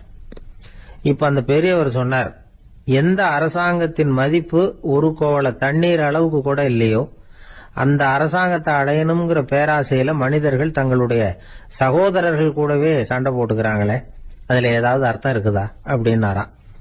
மன்னருக்கு இப்பதான் அர்த்தம் புரிஞ்சுதான். மனசுல தெளிவு உண்டாச்சு. தன் மனசுக்குள்ள உண்டான வெறிய விரட்டி அடிச்சு விட்டார். அதுக்கப்புறம் நிம்மதியா ஆட்சி புரிஞ்சார். இப்படி ஒரு கதை. உயிருக்கு என்ன விலை கொஞ்சம் யோசனை பண்ணி பாருங்க. ஆனா அது இப்ப எவ்வளவு மலிவா போயிட்டுது, அதையும் யோசனை பண்ணி பாருங்களேன். ஆசை வந்து பேராசையா மாறுது, அப்புறம் அது வெறியா ஆகுது, அதுக்கப்புறம் பைத்தியம் முடியுது. இந்த காலத்து மனிதர்களுக்கு 2 விதமான பைத்தியம் பிடிச்சிருக்கிறதாக ஒரு பெரியவர் சொல்றார். ஒன்னு பணம், இன்னொன்னு அதிகாரம். இதெல்லாம் எவ்வளவு காலத்துக்கு நீடிக்கும்? ஒரு சர்வாதிகார நாட்டுல 3 பேர் ஜெயில இருட்டு அறையில பேசிக்கிட்டு இருக்கிறாங்க. நீ எப்படி இந்த ஜெயிலுக்கு வந்த அப்படின்னு ஒருத்தர் கேட்டாராம். இந்த நாட்டு ராஜாவை ஆதரிச்சு நான் பிரச்சாரம் பண்ணினேன், அதனால கூட்டத்துல தகராறு வந்துட்டுது, கலவரமா போச்சு, அதுக்கு நான் தான் காரணம்னு அரெஸ்ட் பண்ணி இங்க கொண்டாந்து போட்டாங்க அப்படின்னாராம் அவரு. சரி, நீ எப்படி இங்க வந்த அப்படின்னு இன்னொருத்தரை பார்த்து கேட்டிருக்கார். நான் இந்த நாட்டு ராஜாவை எதிர்த்து பிரச்சாரம் பண்ணேன், அதனால கலவரம், அரெஸ்ட் பண்ணி கொண்டாந்து போட்டாங்கன்னார். சரிப்பா, நீ எப்படி அங்க வந்த அப்படின்னு 3வது ஆளை பார்த்து இவங்க கேட்டாங்களாம். இதுக்கு அந்த ஆள் மெதுவா வெளிச்சத்துக்கு வந்து, நான் தான் இந்த நாட்டு ராஜா அப்படின்னா. ஒரு ஊர்ல ஒருத்தர் இருந்தார், ரொம்ப நல்லவர். யாருக்காவது ஏதாவது கொடுத்துக்கிட்டே இருப்பார், கொடையாளி. தினமும் யாராவது ஒருத்தருக்கு ஏதாவது கொடுக்கலன்னா அவருக்கு தூக்கம் வராது, அப்படி ஒரு பழக்கம். அது மட்டும் இல்ல, அவர் கொடுக்கறது அடுத்தவங்களுக்கு தெரியாது, அவ்வளவு ரகசியமா அதை கொடுப்பார். வலது கை கொடுக்கறது இடது கைக்கு தெரியக்கூடாதுன்னு சொல்லுவாங்கல்ல, அது மாதிரி அவர். ஒரு நாள் ராத்திரி அவர் ஏற்கனவே தயாரா கட்டி வச்சிருந்த பணம் முடிச்ச கையில் எடுத்துக்கிட்டு வீட்டை விட்டு வெளியில வந்தார். தெருவில் இறங்கி நடந்தார். இன்னைக்கு யாருக்கு தர்மம் செய்யறது அப்படின்னு யோசனை பண்ணிட்டு இருட்டில் நடந்து வந்துகிட்டு இருக்கிறார். யாரோ ஒருத்தர் எதிரில் வர்றது மாதிரி தெரிஞ்சுது. உடனே அவர் கிட்ட போனார். தன்கிட்ட இருந்த பணம் முடிச்சு அவசரமா அவர் கையில திணிச்சுட்டு திரும்பி வந்துட்டார். அப்பாடா, ஒரு வழியா யாருக்கும் தெரியாம இன்னைக்கு தர்மம் பண்ணியாச்சு அப்படிங்கிற மகிழ்ச்சி, மன நிறைவு அவர் முகத்துல. நிம்மதியா தூங்கினார். அப்புறம் எழுந்திரிச்சார். மறுநாள் காலையில ஊரு பூரா ஒரே பேச்சு. என்ன பேச்சுன்னா, நேத்து ராத்திரி ஒரு திருடன் கையில யாரோ பணத்தை கொடுத்துட்டு போயிருக்கிறாங்க அப்படின்னு எல்லாரும் பேசிக்கிட்டு இருக்கிறாங்க. இதை கேள்விப்பட்டதும் அந்த பெரியவருக்கு ரொம்ப வருத்தமா போச்சு. அடடா, போயும் போயும் ஒரு திருடனுக்கா உதவி பண்ணியிருக்கிறோம், பிரயோஜனம் இல்லாமல் போயிட்டுதே அப்படின்னு நினைச்சார். சரி, இன்னைக்கும் யாருக்காவது உதவி பண்ணணும் அப்படின்னு முடிவு பண்ணினார். ராத்திரி நேரம் வந்தது. இவர் வழக்கம் போல தெருவில் இறங்கி நடந்தார். கையில் பணம் முடிச்சு. எதிரில் ஒரு பெண் உருவம் மங்கலா தெரிஞ்சது. இவர் உடனே அந்த பெண்கிட்ட பணத்தை கொடுத்துட்டு திருப்தியா திரும்பி வந்துட்டார். மறுநாள் காலையில ஊர் பூரா என்ன பேசிக்கிட்டாங்க தெரியுமா? நேற்று ராத்திரி நெறி தவறி நடக்கிற ஒரு பெண்ணின் கையில யாரோ வச்சுட்டு போயிருக்கிறாங்க அப்படின்னு எல்லாரும் பேசிக்கிறாங்க. அடடா, இன்னைக்கும் தவறுதலா நடந்து போச்சு அப்படின்னு ஒரு வருத்தப்பட்டார். இருக்கட்டும், இன்னைக்கும் ஏதாவது தர்மம் பண்ணுவோம் அப்படின்னு நினைச்சுக்கிட்டாரு. 3வது நாள் ராத்திரியும் புறப்பட்டார். இப்பவும் எதிரில் ஒருத்தர் வந்தார். இவர் பணத்தை கொடுத்தார், திரும்பி வந்துட்டார். மறுநாள் மக்கள் என்ன பேசிக்கிட்டாங்கன்னா, நேற்று ராத்திரி ஒரு செல்வந்தர் கையில யாரோ பணத்தை கொடுத்துட்டு போயிருக்கிறாங்க அப்படின்னு பேசிக்கிட்டாங்களாம். அவருக்கு ரொம்ப வருத்தமா போயிட்டுது. என்ன இது தினம் இப்படி ஆகிட்டு இருக்குதே அப்படின்னு நினைச்சுக்கிட்டே படுத்து தூங்கினார். அன்னைக்கு ராத்திரி ஒரு கனவு. அந்த கனவுல இறைவன் வந்து சொன்னாராம், இதோ பாருப்பா, நீ கொடுத்த தர்மம் வீணா போயிடல. உன்கிட்ட பணம் வாங்கின அந்த திருடன் திருந்திட்டான், அந்த பொண்ணும் திருந்திட்டா, அந்த செல்வந்தனும் கொடையாளி ஆயிட்டான், எல்லாருக்கும் உதவி பண்ண ஆரம்பிச்சுட்டான் அப்படின்னு சொன்னாராம். இந்த கதையை சொன்னவர் யாருன்னா நபிகள் நாயகம். இதுல உள்ள கருத்து என்னன்னா, நல்ல மனசோட தர்மம் பண்ணுனா அது வீணா போறதில்லை. இன்னொரு கருத்து, தர்மம் வந்து தன்னை மட்டும் அல்ல, அடுத்தவங்களையும் தீமையிலிருந்து காப்பாற்றும். இதுதான் நாம புரிஞ்சுக்க வேண்டியது. இந்த காலத்திலயும் இது மாதிரி சில சம்பவங்கள் நடக்கிறது உண்டு. ஒரு பெரியவர் இருட்டில் நடந்து வந்துகிட்டு இருந்தாரு. எதிரில் வந்த ஒருத்தன் வலு கட்டாயமா ஒரு கையை பிடிச்சி ஒரு பண முடிப்பை கொடுத்து வச்சுக்க சொல்லிவிட்டு விலகி போயிட்டான். பெரியவருக்கு ஆச்சரியம், இந்த காலத்திலயும் இப்படி வலது கை கொடுக்கறது இடது கைக்கு தெரியக்கூடாதுன்னு நினைக்கிற கொடையாளிகள் உண்டு போல இருக்கு அப்படின்னு யோசனை பண்ணிக்கிட்டே நடந்தார். கொஞ்ச தூரம் போயிருப்பாரு. அதுக்குள்ள அதே ஆள் திரும்பி வந்தான். கொடுத்த பண முடிப்பை திருப்பி கொடுங்க அப்படின்னு கேட்டு வாங்கிட்டான். இவருக்கு ஒன்றும் புரியல. ஏன் இப்படி பண்றேன்னார். அது ஒன்றும் இல்லைங்க, கொஞ்ச நேரம் இதை உங்ககிட்ட கொடுத்து வச்சிருந்தேன், அவ்வளவுதான் அப்படின்னா. ஏன்னு கேட்டார். என்னை பின்னாடி போலீஸ் தேடிக்கிட்டு வந்துகிட்டு இருக்குது, அதுதான் அப்படி பண்ணேன், இப்போ போயிட்டு இனிமே ஒன்றும் பயம் இல்லை அப்படின்னு சொல்லிவிட்டு அவன் பாட்டுக்கு நடந்து போறான். எனக்கு தெரிஞ்ச ஒருத்தர் இருக்கார். அவரு ஒரு பெரிய காவல்துறை அதிகாரி, ரொம்ப கண்டிப்பானவர். அவரை கண்டாவே எல்லாரும் பயப்படுவாங்க. அப்படிப்பட்டவர் வீட்டுக்கு போனா அப்படியே அடியோட மாறிடுவார். அங்க போய் பாத்தீங்கன்னா குழந்தைகளோட குழந்தையா அவர் விளையாடிட்டு இருப்பார். அலுவலக சமயத்துல பாத்தீங்கன்னா குதிரை முதுகுல அவர் உட்கார்ந்துருப்பார். வீட்டுல பாத்தீங்கன்னா அவர் முதுகுல குழந்தை உட்காந்துருக்கும். அவரு குதிரை மாதிரி போயிட்டு இருப்பார். இது எப்படிங்க முடியுது உங்களால அப்படின்னு கேட்டாங்க. அது ஒண்ணும் இல்ல, இங்க வீட்டுக்கு வந்த உடனே என்னோட மனசை தனியா எடுத்து வச்சிருவேன் அப்படின்னார். அது என்னங்க உங்க சட்ட பயிலியா இருக்குது மனசு, அது தனியா எடுத்து வைக்கிறதுக்கு அப்படின்னு கேட்டாங்க. அப்படி இல்லைங்க, இது ஒரு பயிற்சி, மனப்பயிற்சி, அவ்வளவுதான் அப்படின்னார். இப்படி சமயம் பார்த்து மனசை தனியா வச்சுவிட தெரிஞ்சவங்க வாழ்க்கையில எப்பவும் உற்சாகமா இருப்பாங்க அப்படிங்கிறது பெரியவங்க கருத்து. ஒரு டாக்டர் ஆஸ்பத்திரியில இருக்கிற வரைக்கும் டாக்டரா இருக்கலாம். அவர் மனைவிகிட்டையும் அவர் டாக்டரா இருக்க வேண்டிய அவசியம் இல்லை. ஒரு வக்கீல் வந்து கோர்ட்ல இருக்கிற வரைக்கும் வக்கீலா இருக்கலாம். வீட்டுக்கு வந்ததுக்கு அப்புறமும் வக்கீலா இருக்க வேண்டிய அவசியம் கிடையாது. வீட்டுல வந்து குழந்தைகள் கிட்ட விளையாடும் பொழுதும் அதுகள்கிட்ட ஃபீஸ் கேட்டுட்டு இருக்க கூடாது. நாம எப்படி இருக்கணும்னு பெரியவங்க சொல்றாங்கன்னா, மனசோட சேரக்கூடாதான். அப்படி சேராம வாழ்க்கையை கவனிக்கணுமா. மனசை அப்படியே தனியா எடுத்து பக்கத்துல வச்சுடணும். அப்படின்னா அதை அப்படியே தூக்கி எறிஞ்சுடு அப்படின்னு அர்த்தம் இல்லை. ஏன்னா மனசுங்கிறது நமக்கு உபயோகப்படக்கூடிய ஒண்ணுதான். எப்ப எப்போ அது தேவையோ அப்பப்போ எடுத்து உபயோகப்படுத்திக்கணும். தேவைப்படுறப்போ எடுத்து கண்ணாடியை மாட்டிக்கிறோம்ல, படிக்கும் பொழுது கண்ணாடி தேவைப்படுதோ எடுத்து மாட்டிக்கிறோம் இல்லையா, அது மாதிரி கணக்கு போடுறதுக்கு மனசு தேவை. கடைக்கு போய் ஒரு பொருள் வாங்குறோம், காசு கொடுக்குறோம், மீதி சில்லறை சரியா இருக்கா அப்படின்னு எண்ணி பார்த்து வாங்க வேண்டியிருக்கு. அந்த சமயத்துல மனசை எடுத்து தனியா வச்சுட்டேன் அப்படின்னு சொல்லிட்டு இருக்க கூடாது. பரீட்சைக்கு படிக்க வேண்டியிருக்குது, படிச்சதையெல்லாம் அப்படியே நினைவுல வச்சுக்க வேண்டியிருக்கு. அந்த சமயத்துல மனசை தூக்கி எறிஞ்சுட்டேன் சார் அப்படின்னு சொல்லிட்டு இருக்க கூடாது. அப்படி சொன்னா பரீட்சை நம்மளை தூக்கி எறிஞ்சிடும். அதனால தேவைப்படுறப்போ மனசை உபயோகப்படுத்தணும், தேவையில்லாதப்போ அது தனியா ஓய்வு எடுத்துக்க விட்டுடணும். இப்படி நாம பழக்கப்படுத்திக்கிட்டா வாழ்க்கைங்கிறது நமக்கு புதுசா தெரியுமா. மனசுக்கும் ஒரு சக்தி கிடைக்கும். எந்திரங்களுக்கு ஓய்வு கொடுக்கற மாதிரி மனசுக்கும் ஓய்வு கொடுக்கணும், இல்லைன்னா அது களைச்சு போயிடும். குழந்தைகள் மனசை சுமந்துகிட்டு இருக்கிறது இல்ல. இது முதியவர்கள் குழந்தைகள் கிட்ட இருந்து கத்துக்க வேண்டிய ஒரு பாடம். ஆனாலும் இந்த கால குழந்தைகள் கிட்ட ரொம்ப எச்சரிக்கையா இருக்க வேண்டியிருக்கு. ஒரு தாத்தாவும் பேரனும் விளையாடிக்கிட்டு இருக்கிறாங்க. தாத்தா, எனக்கு சைக்கிள் ஓட்ட கத்து கொடு அப்படிங்கிறான் பேரன். சைக்கிள் உயரம் கூட இல்ல, அதுக்குள்ள சைக்கிள் ஓட்டணுமா அப்படின்னாரு தாத்தா. ஏன் தாத்தா, ரயில் ஓட்டுறாரு, அவர் என்ன ரயில் நீளமா இருக்கார் அப்படின்னு கேட்டானா அந்த பையன். ஒரு ஊர்ல ஒரு பெரிய செல்வந்தர் இருந்தார். பணத்துக்கு பஞ்சம் இல்லை. அதனால இந்த உலகத்துல முடியாத காரியம் எதுவும் இல்லைன்னு நினைச்சார். பணம் இருந்தாலே அந்த நினைப்பு தானா வந்துடும். அதனால இவரும் அப்படி நினைச்சதுல ஒன்றும் தப்பு இல்லை. அந்த ஊருக்கு குருநானக் ஒரு தடவை வந்தார். அவருக்கு இந்த செல்வந்தர் ரொம்ப பிரமாதமா ஒரு வரவேற்பு கொடுத்தார். ஊர் எல்லையிலேயே எங்க வீட்டுக்கு விருந்து சாப்பிட்டுட்டு போகணும்னு கேட்டுக்கிட்டார். அவரும் சரின்னு ஒத்துக்கிட்டார்.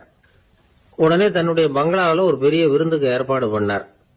குருநானக் அழைச்சிட்டு வீட்டுக்கு போனார், உட்கார வச்சார். ஐயா, நான் இந்த ஊர்லயே ரொம்ப பெரிய வசதி உள்ளவன், என்னால எல்லாம் முடியும். உங்களுக்காக நான் என்ன செய்யணும்னு சொல்லுங்க, எதுவா இருந்தாலும் பரவாயில்ல, எவ்வளவு செலவானாலும் பரவாயில்ல, என்னால செய்ய முடியும். என்ன செய்யணும்னு சொல்லுங்க, அது போதும், நான் செய்யறேன் அப்படின்னு நான் ரொம்ப பணிவா. இதை கேட்டதும் குருநானக் சிந்திச்சார் கொஞ்ச நேரம். அதுக்கப்புறம் தன்னோட சட்ட பைக்குள்ள கையை விட்டு ஒரு பழைய ஊசி ஒன்னு எடுத்தார். அந்த செல்வந்தர்கிட்ட கொடுத்தார். இத பாருங்க, இவ்வளவு தூரம் நீங்க கேட்கறதுனால சொல்றேன், எனக்கு நீங்க செய்ய வேண்டிய உதவி இதுதான். ஊசிய கையில வாங்கிக்கிட்டு இதை என்ன செய்யணும் சொல்லுங்க அப்படின்னாரு அவரு. நீங்க செய்ய வேண்டியது என்னன்னா, இந்த ஊசிய பத்திரமா வச்சிருக்கணும். நாம 2 பேரும் இறந்து போனதுக்கு பின்னாடி இன்னொரு உலகத்துல நாம சந்திக்கக்கூடிய வாய்ப்பு இருக்குது. அப்ப இந்த ஊசியை என்கிட்ட கொண்டாந்து கொடுக்கணும். இதுதான் நீங்க எனக்காக செய்ய வேண்டிய உதவி அப்படின்னார் குருநானக் லேசா சிரிச்சுக்கிட்டே. இதை கேட்ட உடனே இந்த பெரியவர் முழிக்க ஆரம்பிச்சிட்டார். அது எப்படிங்க, நான் சாகிறப்ப எப்படி இந்த ஊசியை எடுத்துக்கிட்டு இன்னொரு உலகத்துக்கு வர முடியும்னார். ஊசி மாதிரி ஒரு சின்ன பொருளை கூட இந்த உலகத்தை விட்டு நாம போறப்ப எடுத்துட்டு போக முடியாதுங்கிறப்போ உங்களோட செல்வத்தையெல்லாம் எப்படி அங்க எடுத்துட்டு வர போறீங்க அப்படின்னு கேட்டார் குருநானக். அதுக்கப்புறம் தான் அந்த பெரியவர் யோசிக்க ஆரம்பிச்சாராம். குருநானக் சொல்றார், இத பாருங்க, நாம செய்யற நல்லது கெட்டதுதான் கடைசி வரைக்கும் நம்ம கூட இருக்கும். அடுத்தவங்க நல்லா இருக்கணுங்கிறதுக்காக பொருளை செலவு செய்யணும். அப்படி செய்யலைன்னா எந்த பிரயோஜனமும் இல்லை அப்படின்னார். அதுக்கப்புறம் தான் அந்த செல்வந்தரின் அறிவு கண் திறந்துதான். உடனே குருநானக்க வணங்கினார். ஐயா, என்கிட்ட இருந்த ஆணவம் போயிட்டுது, இனிமே என்கிட்ட இருக்கிற செல்வத்தை நல்ல வழியில செலவழிப்பேன் அப்படின்னாராம். நம்ம கிட்ட இருக்கிற பணம் எப்பவும் நம்ம கூடவே வந்துகிட்டு இருக்காதுங்கிறதுக்கு இது ஒரு உதாரணம். அதுக்காக நாம பணம் சேர்க்கறத பத்தி கவலைப்பட வேண்டியதில்லை, பேசாம படுத்து தூங்கிட்டு இருந்தா போதும் அப்படின்னு இதுக்கு அர்த்தம் பண்ணிக்கப்படாது. முறையான வழியில பணம் சேர்க்கணும், அதை முறையான வழியில செலவு பண்ணணும். அதனால ஏற்படக்கூடிய மன நிறைவு இருக்கு பாருங்க, அது அனுபவிச்சவங்களுக்கு தான் தெரியும். சொர்க்கத்துக்கு போறவங்க இங்க இருந்து பணத்தை எடுத்துட்டு போக முடியாது. ஆனா நம்ம செல்வத்தை இங்க மத்தவங்களுக்கு பயன்பட செய்து அதனால ஏற்படுற புண்ணியம் இருக்கு பாருங்க, அதை எடுத்துட்டு போக முடியுமா. இதுதான் ஆன்மீகவாதிகள்லாம் சொல்ற கருத்து. ஜான் நியூட்டன் ஒருத்தர், அவரு சொன்னார், நான் எப்பவாவது சொர்க்கத்துக்கு போய் சேர்ந்தேன்னா அங்க 3 அதிசயங்களை பார்ப்பேன்னார். என்னன்னு கேட்டாங்க. நான் யார் யாரு இருக்க மாட்டாங்கன்னு நினைச்சுக்கிட்டு இருந்தானோ அவங்கள சில பேர் அங்க இருப்பாங்க, அது ஒரு பெரிய அதிசயம்னார். சரி, அடுத்தது என்ன? 2வது அதிசயம் என்னன்னா, அங்க இருப்பாங்கன்னு நான் எதிர்பார்த்த சில பேர் அங்க இருக்க மாட்டாங்க அப்படின்னார். சரி, 3வது பெரிய ஆச்சரியம் என்ன அப்படின்னா, நான் அங்க இருக்க பாருங்க, அதுதான் அந்த 3வது அதிசயம் அப்படின்னாராம். ஒரு நீதிமன்றம், அங்க ஒரு கொலை வழக்கு சம்பந்தமா விசாரணை நடந்துகிட்டு இருக்குது. அந்த வழக்கறிஞர் ரொம்ப தீவிரமா வாதாடிட்டு இருக்கிறார். தன்னுடைய கட்சிக்காரர் நிரபராதிங்கிறது அவருக்கு நல்லா தெரியும். அதனாலதான் அவர் சார்பா வாதாடுறதுக்கே ஒத்துக்கிட்டார். அப்படி அவர் மும்முரமா வாதாடிக்கிட்டு இருக்கிற சமயத்துல அவசரமா தந்தி ஒண்ணு சேர்ந்தது. அதை வாங்கி படிச்சு பார்த்தார். அதுக்கப்புறம் அதை மடிச்சு தன்னுடைய கோட்டு பையில வச்சுக்கிட்டு தொடர்ந்து வாதாட ஆரம்பிச்சிட்டார். பேசி முடிச்சாரு. அதுக்கப்புறம் அங்க கோர்ட்ல இருந்த சக வக்கீல்கள் அவர்கிட்ட வந்தாங்க. தந்தி ஒண்ணு வந்ததே, என்ன விஷயம் அப்படின்னு விசாரிச்சாங்களாம். அப்போ அவர் சொல்லியிருக்கிறார், ஊர்ல சிகிச்சைக்காக போயிருந்த என்னுடைய மனைவி இறந்து போனதா தந்தி வந்திருக்குது அப்படின்னாராம். மற்ற வக்கீல்களுக்கு அதிர்ச்சி. என்னங்க இது, மனைவி இறந்ததை விட கேஸ் முக்கியமா உங்களுக்கு அப்படின்னு கேட்டிருக்கிறாங்க. இறந்து போன என் மனைவி மறுபடியும் திரும்பி வர போறதில்ல, ஆனா என்னுடைய கட்சிக்காரர் ஒரு கொலை வழக்குல மாட்டிக்கிட்டார், அவரும் நிரபராதி, அவர் உசுரை நான் காப்பாற்ற வேணாமா, இதுதான் என்னுடைய கடமை அப்படின்னாராம். இப்படி இவர் சொன்னதும் எல்லாரும் அப்படியே திகைச்சு போய் நின்னுட்டாங்களாம். சரி, கடமைக்கு முக்கியத்துவம் கொடுத்த அந்த வழக்கறிஞர் யார் தெரியுமா? அவர் தான் இரும்பு மனிதர் சர்தார் வல்லபாய் பட்டேல்.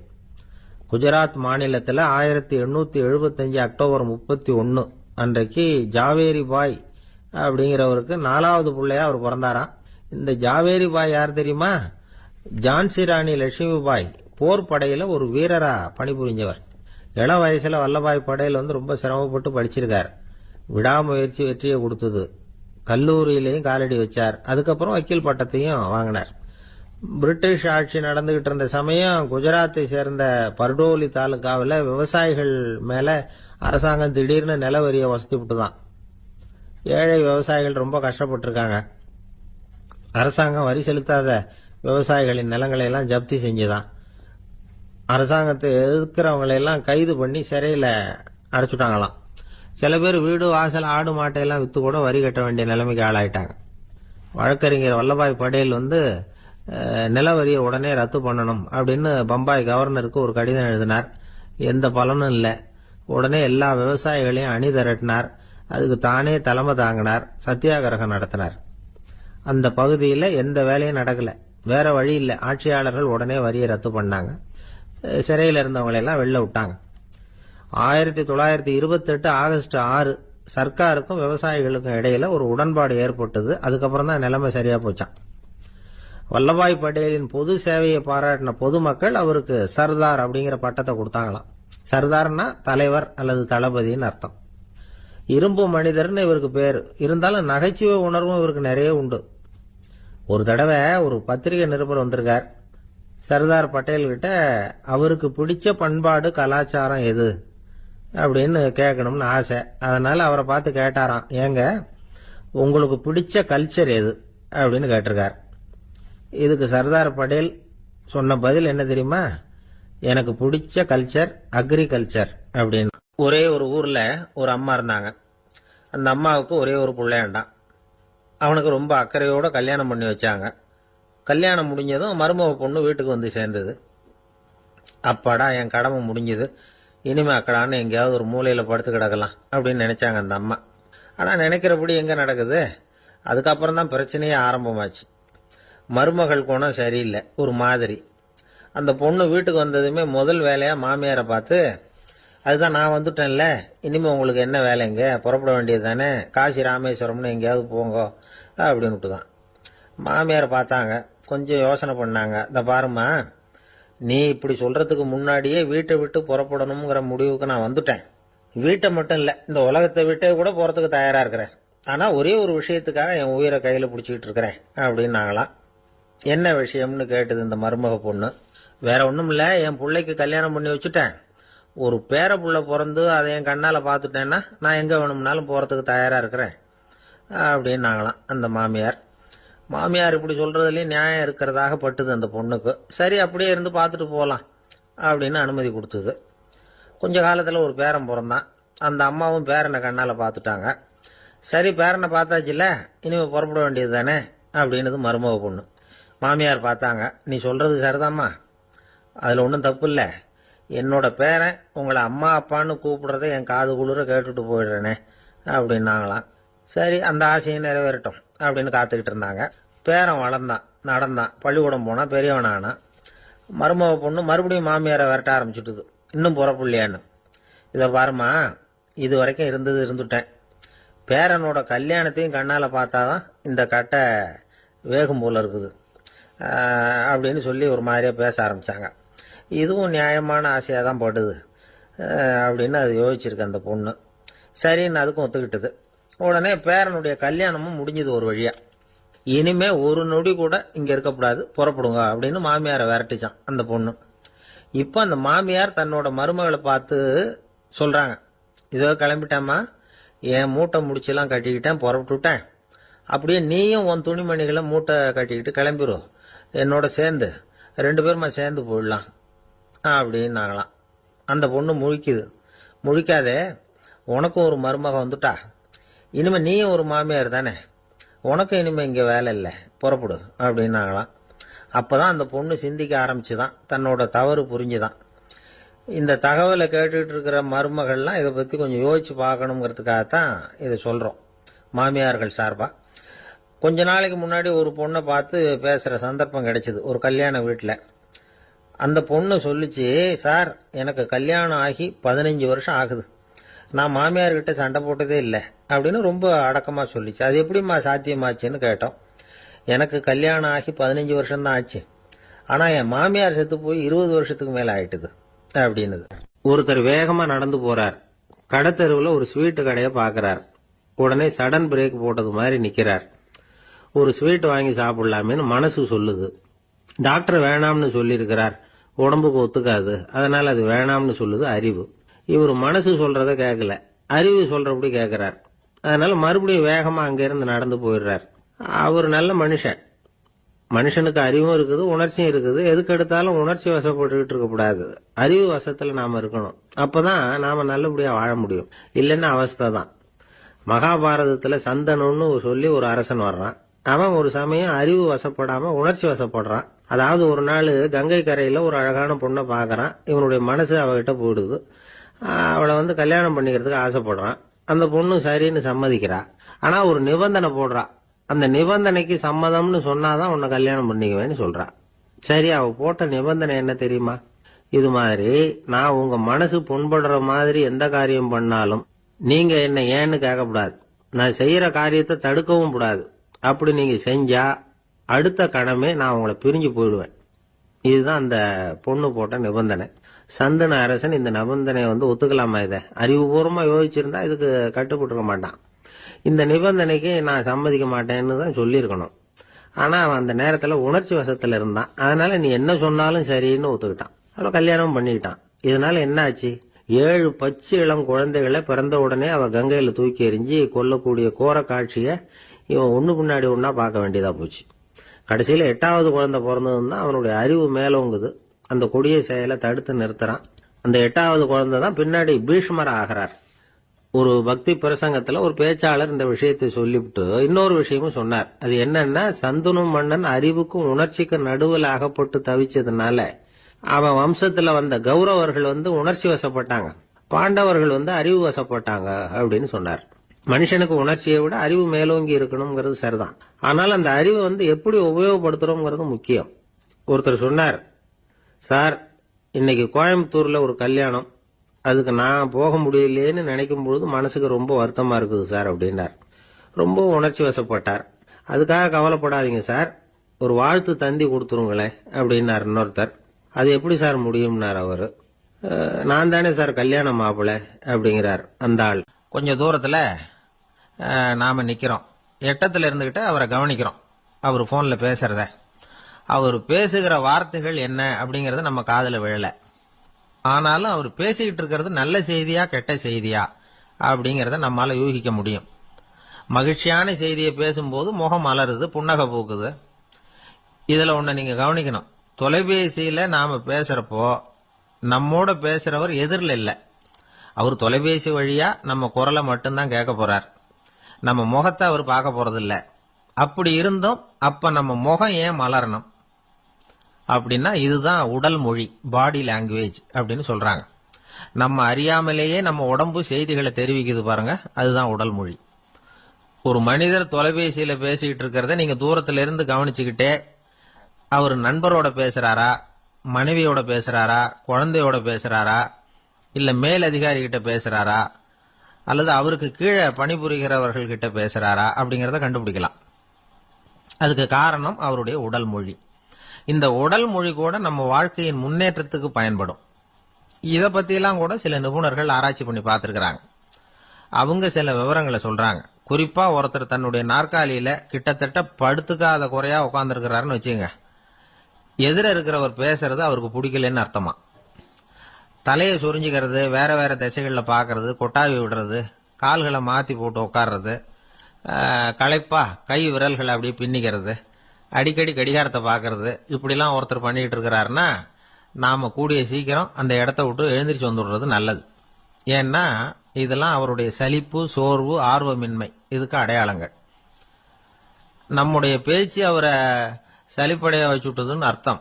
அவர் ரொம்பவும் சோர்ந்து போயிட்டாருன்னு பொருள். நம்முடைய பேச்சில் அவருக்கு ஆர்வம் இல்லைன்னு அர்த்தம். அதே நேரத்தில் நாற்காலியின் நுனியில அமர்ந்து உடலை முன்னுக்கு நகர்த்தி எதிர இருக்கிறவரின் கண்களை பார்த்துக்கிட்டே பேசினாலும் சரி அல்லது பேச்சை கேட்டாலும் சரி, உங்க பேர்ல மற்றவங்களுக்கு உள்ள பிடிப்பு அதிகரிக்கும்.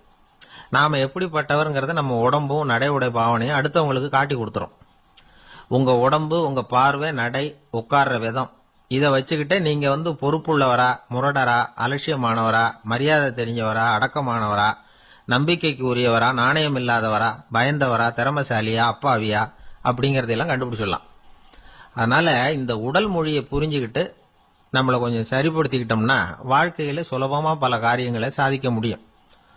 ஒரு மனநல மருத்துவமனை, அங்க ஒருத்தர் ஒரு நாற்காலியில உட்காந்துக்கிட்டு கார் ஓட்டுறது மாதிரி அப்படி பாவனை பண்ணிட்டு இருந்தார். ஸ்டேரிங்கை திருப்புறது மாதிரி, பின்னாடி வர்ற வண்டியை நிக்க சொல்றது மாதிரி, அப்புறம் இவரு ஒதுங்கிக்கிட்டு அவருக்கு வழி விடுறது மாதிரி, இப்படிலாம் சேட்டைகள் பண்ணிட்டு இருந்தார் மனநல மருத்துவமனையில. இத பார்த்துக்கிட்டு இருந்த ஒருத்தர் பக்கத்துல இருந்த இன்னொருத்தர்கிட்ட கேட்டார், இவர் ஏன் இப்படி பண்றாரு, இவருக்கு ஏன் அப்படி வந்தது நிலைமை அப்படின்னு சொல்லி அவர் விசாரிச்சார். அப்ப அவர் விவரம் சொன்னார். வேற ஒண்ணும் இல்லைங்க, இவருக்கு கார் ஓட்டணும்னு ஆசை ரொம்ப காலமா, அது நிறைவேறாம போயிட்டுது. அதுக்கப்புறம் அவர் மனநோயாளியா மாறிட்டார். இங்க அழைச்சிட்டு வந்தாங்க. இங்க அழைச்சிட்டு வந்ததுல இருந்து அப்படிதான் பண்ணிட்டு இருக்கிறார். அவ கார் ஓட்டுறது மாதிரிலாம் பாவனை பண்ணிட்டு இருப்பார், திருப்புறது மாதிரி பண்ணுவார், பின்னாடி வர்றவங்களுக்கு இடம் விடுவார், இப்படிலாம் செய்யறார் அப்படின்னு விவரம் சொன்னாங்க. நீங்க சொல்லப்படாதா, இப்ப நீங்க கார் ஓட்டல, வெறும் நாற்காலியில தான் உட்கார்ந்து இருக்கிறீங்க அப்படின்னு நீங்க சொல்லப்படாதா அவருக்கு அப்படின்னு கேட்டாங்க. அது முடியாதுங்க, ஏன்னா அந்த காரை கழுவுறதுக்காக அவர் தினமும் எனக்கு 10 ரூபா கொடுத்துக்கிட்டு இருக்கிறார் அப்படின்னாராம் அங்க வேலை செஞ்சுக்கிட்டு இருந்த ஒருத்தர். அதனால வாழ்க்கையில நாம இந்த உடல் மொழியை புரிஞ்சுக்கணும். உடல் மொழிங்கிறது இப்ப ஆரம்பத்துல சொன்னது மாதிரி அந்த தொலைபேசியில பேசுறவங்கள தூரத்துல இருந்து பார்த்தாவே அவர் யாருகிட்ட பேசுறாரு, என்ன பேசுறாருன்னு தெரியும். நம்ம முகத்தை நல்லா வச்சுக்கணும். உடல் மொழியை நம்ம புரிஞ்சுக்கிட்டு பயன்படுத்த ஆரம்பிச்சோம்னா எந்த முயற்சி பண்ணினாலும் அதுல வெற்றி நிச்சயம். ஒரு கடற்கரை ஓரம், அங்க ஒரு சின்ன கிராமம், அந்த கிராமத்துல ஒரு சின்ன பள்ளிக்கூடம். கடற்கரை ஓரத்துல உள்ள ஒரு விடுதியில ஓய்வுக்காக ஒருத்தர் தங்கி இருக்கிறார். பள்ளிக்கூடத்துல ஏதோ விழா நடக்கிறது மாதிரி தெரிஞ்சது. உடனே அவர் அந்த பக்கமா வந்தார். இங்க என்ன நடக்குதுன்னு விசாரிச்சார். பள்ளி ஆண்டு விழா நடக்குதுன்னாங்க. உடனே போனார். கண்காட்சி ஒன்று வச்சிருந்தாங்க. உள்ள போய் பார்த்தார். பள்ளிக்கூடத்துல படிக்கிற மாணவர்களை சொந்தமா தயார் பண்ண பொருள்களை காட்சிக்கு வச்சிருக்கிறாங்க. அந்த ஊர் மக்கள்லாம் அதை கூட்டம் கூட்டமா போய் பார்த்துக்கிட்டு இருக்கிறாங்க. இவரும் ஆர்வமா அதையெல்லாம் பார்த்துக்கிட்டே போறார். ஒரு இடத்துல ஒரு சின்ன ரயில் செஞ்சு வச்சிருந்தாங்க, மாணவர்களை தயார் பண்ணது. மின்சாரத்தால் அது ஓடுறது மாதிரி பண்ணி வச்சிருந்தாங்க. அதுல ஒரு சின்ன பொத்தான் இருக்கும், அதை அமுக்குனா ரயில் ஓடும், சுத்தி சுத்தி வரும். மாணவர்கள் எதிரில் நின்று அதுக்கு விளக்கம் கொடுத்துக்கிட்டு இருக்கிறாங்க. இவரு அதை கவனிச்சார். ரயில் ஓடுறத பார்த்தார். அங்க நின்றுகிட்டு இருந்த மாணவர்கள் கிட்ட விளையாட்டா கேட்டார், ஏப்பா இந்த ரயில் எதனால ஓடுது அப்படின்னு கேட்டார். இவரு சக்தியினால ஓடுது அப்படின்னாங்க மாணவர்கள். அது என்ன சக்தின்னு கேட்டார். அதுக்கு பேரு மின்சாரம் அப்படின்னாங்க. சரி, நீங்க மின்சாரத்தை பார்த்துருக்கிறீங்களா அப்படின்னார். நாங்க பார்த்தது இல்லைங்க, ஆனா இதை செய்யறதுக்கு எங்களுக்கு உதவி பண்ண ஆசிரியர் ஒரு பட்டதாரி, ஒரு காலம் அவர் பார்த்துருக்கலாம் அப்படின்னாங்க. அவர் எங்க இருக்காருன்னு கேட்டார். இதோ அழைச்சிட்டு வர்றோம்னு ஓடினாங்க. அவர் அழைச்சிட்டு வந்தாங்க. அவர்கிட்ட ஒரு பெரியவர் கேட்டார், மின்சாரத்தை நீங்க பார்த்துருக்கிறீங்களா அப்படின்னு. மின்சாரத்தை பார்க்கறதாவது நான் பார்த்ததே இல்லை. நான் பார்த்தது அது செயல்படுற விதத்தை தான். அது விளக்க எரிய வைக்குது, ரயில ஓட வைக்குது, இது மாதிரி எத்தனையோ எந்திரங்களை செயல்பட வைக்குது. ஆனா உண்மையிலேயே அது என்னன்னு எனக்கு தெரியாது. ஒருவேளை இந்த பள்ளிக்கூடத்து தலைமை ஆசிரியருக்கு தெரிஞ்சிருக்கலாம், ஏன்னா அவர் ஒரு மேல்நிலை பட்டதாரி அப்படின்னாராம் அவரு. சரின்னு போய் தலைமை ஆசிரியரை கூப்பிட்டுக்கிட்டு வந்தாங்க. அவர்கிட்டயும் இதே கேள்வி கேட்டாராம் அவரு. மன்னிக்கணும், இந்த கேள்வி இதுவரைக்கும் யாரும் என்கிட்ட கேட்டதில்ல. சக்தியை யாரும் பார்க்க முடியாது, ஆனா அது செயல்படும் விதத்தை தான் பார்க்க முடியும் அப்படின்னாராம் அவரு. இப்போ இதுவரைக்கும் கேட்டுக்கிட்டு இருந்த பெரியவர் சிரிச்சார். சிரிச்சுட்டு சொன்னாராம், சரி அதுக்காக ஒன்றும் கவலைப்படாதீங்க, என்னுடைய பெயர் தாமஸ் ஆல்வா எடிசன் அப்படின்னாராம். இதை கேட்டதும் அங்க இருந்தவங்களுக்கெல்லாம் அதிர்ச்சி, ஆச்சரியம். என்னது, நீங்க தானா எடிசன்? நீங்க எவ்வளவு மின்சார கருவிகளை உண்டாக்கி இருக்கிறீங்க, நீங்களா இந்த கேள்வியை கேட்டது அப்படின்னாங்களாம். ஆமா, நான் தான் கேட்கிறேன், ஏன்னா நானே மின்சாரத்தை பார்த்தது கிடையாது அப்படின்னாராம் அவரு.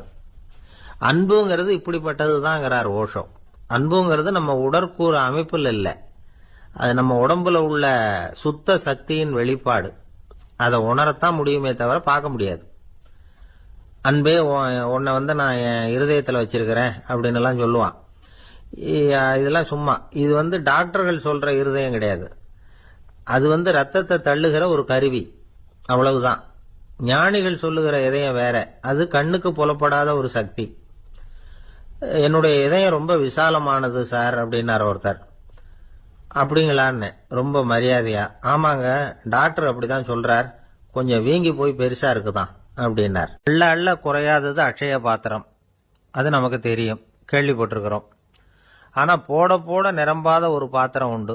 அது என்ன தெரியுமா? நம்மள பல பேர்கிட்ட அந்த பாத்திரம் உண்டு. அதுதான் பேராசை அப்படிங்கிற பாத்திரம். அதை நிறைவு செய்யவே முடியாது. பேராசையை பத்தி சுஃபி இலக்கியத்துல ஒரு பிரபலமான கதை உண்டாம். அதை ஒரு பெரியவர் எடுத்து சொல்லியிருக்கிறார்.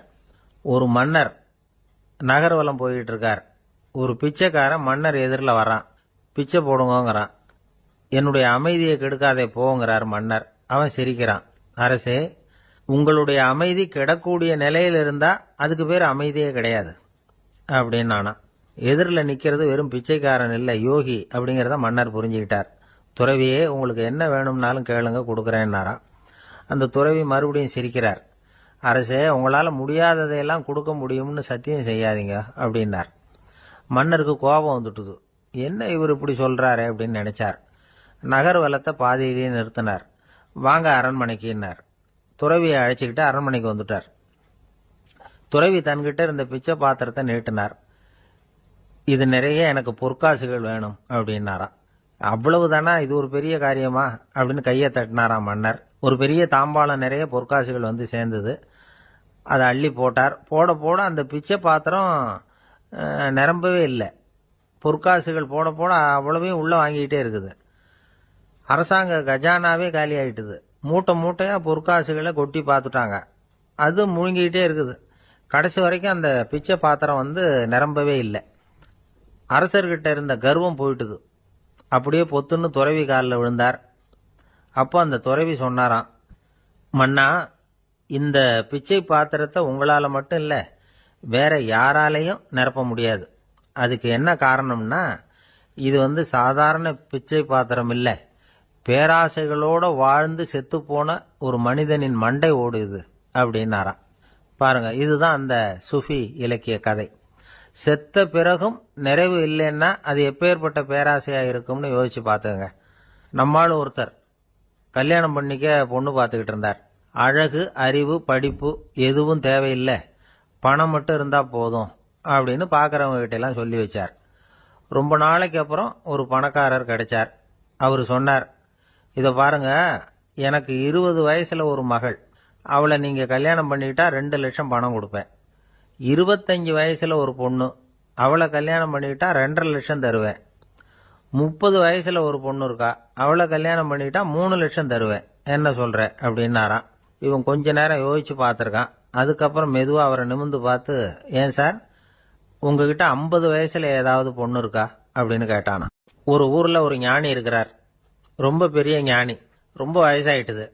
கடைசி காலத்துல அவர்கிட்ட சில பேர் வந்தாங்க. உங்க குரு யார் அப்படின்னு கேட்டாங்க. அவர் நிமிந்து பார்த்தார். எனக்கு ஆயிரக்கணக்கான குருமார்கள் உண்டு, அவங்க பேரெல்லாம் சொல்லணும்னா இந்த காலம் பத்தாது.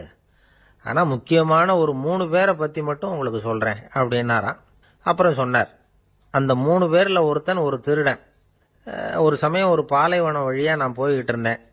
அப்போ வழி தவறி போய் ஒரு கிராமத்துக்கு போயிட்டேன். அது இருட்டு நேரம், நடுராத்திரி, ஊரே உறங்கி போச்சு. அந்த நேரத்தில் ஒரு ஆள் மட்டும் ஒரு வீட்டு சுவத்தில் ஏதோ பண்ணி உள்ளே நுழையறதுக்கு முயற்சி பண்ணிட்டு இருக்கிறான். அவங்கிட்ட போய் நான் இன்னைக்கு இங்கே எங்கே தங்க முடியும் அப்படின்னு கேட்டேன். அதுக்கு அவன், இந்த ராத்திரி வேளையில் அது ரொம்ப சிரமம், ஒரு திருடனோட உங்களால் தங்க முடியும்னா நீங்கள் என்னோட தங்கலாம் அப்படின்னா. நான் அவங்க கூட 1 மாதம் தங்கியிருந்தேன். ஒவ்வொரு நாள் ராத்திரியும் இப்போ நான் என்னுடைய வேலைக்கு போகிறேன், நீங்கள் ஓய்வு எடுத்துக்கோங்க அப்படின்னு சொல்லிவிட்டு போவான். அவன் திரும்பி வந்த உடனே உனக்கு ஏதாவது கிடைச்சிதான்னு நான் கேட்பேன். அதுக்கு அவன் இன்னைக்கு ராத்திரி ஒன்றும் இல்லை, நாளைக்கு மறுபடியும் முயற்சி பண்ணுவேன் அப்படின்பா. எப்பவும் அவன் நம்பிக்கை இழந்ததே கிடையாது, எப்பவும் சந்தோஷமாகவே இருப்பான். நானும் ரொம்ப காலமாக தியானம் பண்ணிக்கிட்டே இருந்தேன், ஒன்றுமே நடக்கலை. ஆனால் நான் என்ன பண்ணேன் தெரியுமா, மனசு வருத்தப்படும், நம்பிக்கை இழந்துருவேன். அப்போல்லாம் அந்த திருடனுடைய விடாமுயற்சி தான் ஞாபகத்துக்கு வரும். அதனால் அந்த திருடன் எனக்கு ஒரு குரு. என்னுடைய 2வது குரு யாருன்னா அது ஒரு நாய். இது எப்படின்னா, ஒரு சமயம் எனக்கு ரொம்ப தாகமாக இருந்தது. ஒரு நதியை நோக்கி போய்கிட்டு இருந்தேன். அப்போ ஒரு நாயும் வந்தது, அதுக்கும் தாகம். ஓடி வந்து ஆற்றை பார்த்தது. அதோட நிழல் வந்து ஆற்றுல தெரிஞ்சுது. அதை பார்த்ததும் பயந்துட்டுது. அதாவது அது தன்னுடைய சொந்த உருவத்தையே கண்டு பயந்தது. அதை பார்த்து குறைக்குது, திரும்பி ஓடிச்சு. ஆனால் அதுக்கு தாகம் அதிகமாக இருந்ததுனால அது மறுபடியும் திரும்பி வந்தது. பார்த்தா மறுபடியும் தண்ணியில் நாயோட உருவம் தெரியுது. இப்படி சில தடவை பண்ணிச்சு. இருந்தாலும் கடைசியில் தண்ணியில் குதிச்சுட்டுது துணிஞ்சி. இப்படி குதித்த உடனே அதோட உருவமும் மறைஞ்சுட்டுது. இதை பார்த்தேன். நான் என்ன புரிஞ்சுக்கிட்டேன்னா, எவ்வளவுதான் பயம் இருந்தால் கூட ஒருத்தன் தைரியமாக காரியத்தில் இறங்கணும் அப்படிங்கிறத புரிஞ்சுக்கிட்டேன். இந்த போதனை அந்த நாய்கிட்ட இருந்து எனக்கு கிடைச்சிது. இது ஒன்று. அடுத்தது என்னுடைய 3வது குரு யாருன்னா அது ஒரு சின்ன குழந்தை. நான் ஒரு சமயம் ஒரு நகரத்துக்கு போனேன். அங்கே ஒரு குழந்தை எரிகிற மெழுகுவத்தி ஒன்று எடுத்துக்கிட்டு வந்தது. நான் அந்த குழந்தைய பார்த்து வேடிக்கையாக கேட்டேன், ஏன் பாப்பா இந்த மெழுகுவத்தியை நீயாவே கொளுத்துனியா அப்படின்னு கேட்டேன். ஆமான்னுது அந்த குழந்தை. சரி, இந்த மெழுகுவத்தி முன்னாடி எரியாமல் இருந்தது, இப்போ எரியுது. இந்த மெழுகுவத்திக்கு வெளிச்சம் எங்கேருந்து வந்தது, அதை எனக்கு காட்ட முடியுமா அப்படின்னு கேட்டேன் அந்த குழந்தைகிட்ட. இதுக்கு அந்த குழந்தை சிரிச்சுக்கிட்டு அந்த மெழுகுவத்தியை ஊதி அணைச்சுட்டுது. அதுக்கப்புறம் என்னை பார்த்து கேட்டுது, இப்போ இந்த மெழுகுவத்தியின் வெளிச்சம் போனதை பார்த்தீங்க இல்லையா, அது எங்கே போச்சுன்னு எனக்கு சொல்லுங்க அப்படின்னுது. அந்த குழந்தை இப்படி கேட்டதும் என்கிட்ட இருந்த ஆணவம் அழிஞ்சுட்டுது. நான் படித்ததெல்லாம் அந்த வினாடியில் சுக்கு நூறாக போயிட்டுது. என்னுடைய முட்டாள்தனத்தை நான் உணர்ந்தேன் அப்படின்னு இவ்வளவும் அந்த ஞானி விவரமாக சொன்னாராம். அதனால் நாம் இன்னார்கிட்ட இருந்து தான் இதை கற்றுக்கணுங்கிறது இல்லை, யாருக்கிட்ட இருந்தும் எதையும் கற்றுக்கலாம். நம்மால் ஒருத்தன் ஒரு நாய் வளர்த்துக்கிட்டு இருந்தான். அந்த நாய்க்கு வால் கிடையாது, யாரோ ஏற்கனவே வெட்டி எடுத்துட்டாங்க. இந்த நாய் தான் சார் எனக்கு குரு, அதுகிட்டே இருந்து கூட நான் பாடம் கற்றுக்கிட்டு இருக்கிறேன் அப்படின்னா. அப்படி என்ன கற்றுக்கிட்டேன் இந்த வால் இல்லாத நாய்கிட்டே இருந்து அப்படின்னு கேட்டோம். நாம் யாருக்கிட்டையும் வாலாட்டக்கூடாது அப்படிங்கிற பாடத்தை அதுகிட்டே இருந்து தான் நான் கற்றுக்கிட்டேன் அப்படின்னா. ஒரு தீக்குச்சி தீப்பெட்டியை பார்த்து கேட்டுதான், நாம் 2 பேரும் தானே உரசிக்கிறோம், ஆனால் நான் மட்டும் தீ பிடிச்சி எரிஞ்சு போகிறேன், நீ அப்படியே இருக்கிறியே அப்படின்னு தான். அதுக்கு தீப்பெட்டி சொல்லியிருக்குது, உனக்கு தலையில் கணம் இருக்குது அதனால் அழிஞ்சு போகிற அப்படின்னு தான். எப்படி இருக்கு பாருங்கள் இந்த பதில். தலையில் கணம் உள்ளவங்க யாருமே சரியாக இருக்க முடியாது. எவ்வளவு பெரியவங்களாக இருந்தாலும் சரி, ரொம்ப கஷ்டம்தான் அது. கர்வம்ங்கிறது கூடவே கூடாது. இதை விளக்கறதுக்கு மகான் ஒருத்தர் ஒரு சம்பவத்தை சொல்கிறார். அர்ஜுனன் வந்து தீர்த்த யாத்திரை பண்ணானா. அப்போ தென்னிந்தியாவுக்கு வந்திருக்கிறான். ராமேஸ்வரத்துக்கு போனப்போ அங்கே இலங்கைக்கு கல்லுலாம் அடுக்கி போடப்பட்டிருந்த பாலத்தை பார்த்தானா. ஒரு சின்ன குரங்கு அதுக்கு பக்கத்தில் விளையாடிக்கிட்டு இருந்திருக்கு. அதை பார்த்துட்டு அர்ஜுனன் சிரிச்சிருக்கான். ஏன் சிரிக்கிறேன்னு கேட்டிருக்கு அந்த குரங்கு. ராமன் மிகச்சிறந்த வில் வீரன், அப்படி இருக்கிறப்போ அவன் வந்து இலங்கைக்கு அம்புகளாலேயே ஒரு பாலம் கட்டியிருக்கலாம்.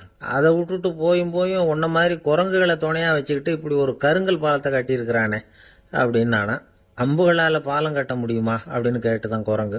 ஏன் முடியாது, என்னால் முடியுமேன்னு இருக்கான் அர்ஜுனன். அம்பால் பாலம் கட்டலாம், இருந்தாலும் என்ன மாதிரி குரங்குகள் ஏறி நடந்தா அது தாங்குமா?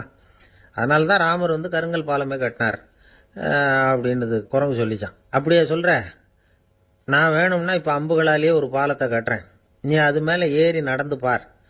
பாலம் விழுந்துட்டுதுன்னா நான் தீ மூட்டி அதில் குதித்து உயிர் தியாகம் பண்ணி விடுறேன் அப்படின்னு நான் ரொம்ப கோபமாக. உடனே அந்த சின்ன குரங்கு பெரிய உருவம் எடுத்துட்டு தான் கையில் கதையோடு அர்ஜுனன் முன்னாடி நிற்கிறான் அனுமன். பார்த்தா, என்னுடைய தலைவர் ராமரையா இழிவாக பேசுகிற, நீ இப்போ பாலம் கட்டு, நான் என்னுடைய பலத்தை காட்டுறேன் அப்படின்னு அனுமன். அர்ஜுனன் வந்து தன்னுடைய காண்டிபத்தை எடுக்கிறான், சரமாரியாக அம்புகளை விடுறான். அதெல்லாம் ஒன்னோட ஒன்று கோத்துக்கிட்டு அப்படியே பாலம் மாதிரி நிற்கிது. அர்ஜுனன் தலை நிமிர்ந்து நின்னான். அனுமன் வந்து உயர கிளம்பி அங்கேருந்து பாலத்தில் வந்து பொத்துன்னு இறங்கினான். பாலம் அப்படியே நொறுங்கி போச்சு தூள் தூளா. என்ன அர்ஜுனா, இப்போ என்ன செய்ய போற அப்படின்னா ஏளனமா. அர்ஜுனன் தலையை தொங்க போட்டுக்கிட்டான். சொன்னபடி தீ மூட்டி அதில் குதிக்கிறதுக்காக 3 தடவை சுற்றி வந்தான். அப்போ கிருஷ்ணர் அங்கே வந்தார். என்ன அர்ஜுனா, என்ன நடக்குது, என்ன இது அப்படின்னு ஒன்றும் தெரியாத மாதிரி கேட்டார். அர்ஜுனன் வாயை திறக்கிறதுக்கு முன்னாடி அனுமன் வாயை திறந்தான், நடந்ததை சொன்னான். அர்ஜுனன் சவால் விட்டபடி உயிர் திறந்தே ஆகணும்னா அனுமன். கிருஷ்ணர் யோசனை பண்ணார். நல்லது, இந்த சவால் விட்டதுக்கும் நடந்ததுக்கும் யார் சாட்சி? பெரியவர் ஒருத்தரை சாட்சியாக வச்சுக்கிட்டல்லவா நீங்கள் இந்த போட்டியை நடத்தியிருக்கணும் அப்படின்னார். அதனால் என்ன, இப்போ மறுபடியும் அந்த போட்டியை நடத்தி விட்டா போச்சு, என்னால் அந்த அம்பு பாலத்தை நொறுக்க முடியாதா அப்படின்னா அனுமன். சரி, இப்போ மறுபடியும் அது நடக்கட்டும்னார் கிருஷ்ணர். அர்ஜுனன் அம்பு பாலம் அமைச்சான். அனுமன் ஏறி குதிச்சான். பாலம் அசைஞ்சு கொடுக்கவே இல்லை, அவ்வளோ உறுதியாக இருக்கு. இப்போ அனுமன் தலையை குனிஞ்சுக்கிட்டான். அர்ஜுனன் நன்றியோடு நிமிர்ந்து பார்த்தான். கிருஷ்ணருடைய தோள்கள்லையும் முதுகள்லையும் ரத்தம். என்ன சுவாமி, என்ன நடந்ததுன்னு நான் பதறி போய், உன் அம்பு பாலத்தை நான் தான் முட்டு கொடுத்து தாங்கிட்டு இருந்தேன். அனுமன் குதிச்சப்போ என் மேலே ஏற்பட்ட காயங்கள் இவை. பின்ன உன்னுடைய அம்பு பலத்தினாலேயா பாலம் நின்னுதுன்னு நினைக்கிற அப்படின்னாராம். முதல்ல வந்து அர்ஜுனன், அப்புறம் அனுமன் 2 பேருக்குமே கர்வ பங்கம் ஆயிட்டு தான். அதாவது அவங்க கிட்ட இருந்த கர்வம் போயிட்டுது. யாரா இருந்தாலும் கர்வம் கூடாதுங்கிறத இதிலிருந்து நாம புரிஞ்சுக்கணும். இந்த காலத்துல நாமெல்லாம் எந்த விஷயத்துக்கெல்லாம் கர்வப்பட்டுக்கிட்டு இருக்கோம் தெரியுமா? 2 பெண்கள் தங்களுடைய கணவன்மார்களை பத்தி ரொம்ப பெருமையா பேசிக்கிட்டாங்களாம். அதுல ஒரு அம்மா சொல்லியிருக்கு, என் வீட்டுக்காரர்கிட்ட எந்த சப்ஜெக்ட் கொடுத்தாலும் சரி அந்த விஷயத்தை பத்தி அழகா 1 மணி நேரம் பேசுவார் அப்படின்னாங்களாம். உடனே இன்னொரு அம்மா, அது என்ன பிரமாதம், என் வீட்டுக்காரருக்கு சப்ஜெக்டே தேவையில்லை, விஷயமே இல்லாம நாள் பூரா பேசிக்கிட்டு இருப்பார் அப்படின்னாங்களாம். பந்திக்கு முந்தர ஆசாமிகள் நம்மள பல பேர் உண்டு. அப்படி முந்தறதுக்கு கூட முயற்சி பண்றவங்க நிறைய பேர் இருக்கிறாங்க. இதுல என்ன ஒரு விஷயம்னா, பந்திக்கு முந்தறது கூட தப்பு இல்லை. ஆனா அப்படி ஒரு விருந்துல ஆளா போய் உட்காந்து சாப்பிட்டா கூட வெளியில வர்றப்ப என்ன பெரிய விருந்து வச்சுட்டான், சாம்பார்ல உப்பு இல்லை, ரசத்துல காரம் இல்லை அப்படின்னு குறை சொல்லிட்டே வர்றது இருக்கு பாருங்க, அது சரியில்லை, நாகரிகமும் இல்லை. கல்யாண பத்திரிகையில என்ன போட்டிருக்குது, என் பொண்ணுக்கும் இன்னார் பையனுக்கும் கல்யாணம், எல்லாரும் குடும்பத்தோட வந்திருந்து மணமக்களை வந்து ஆசீர்வதிக்கணும், இப்படித்தானே போட்டிருக்கோம்.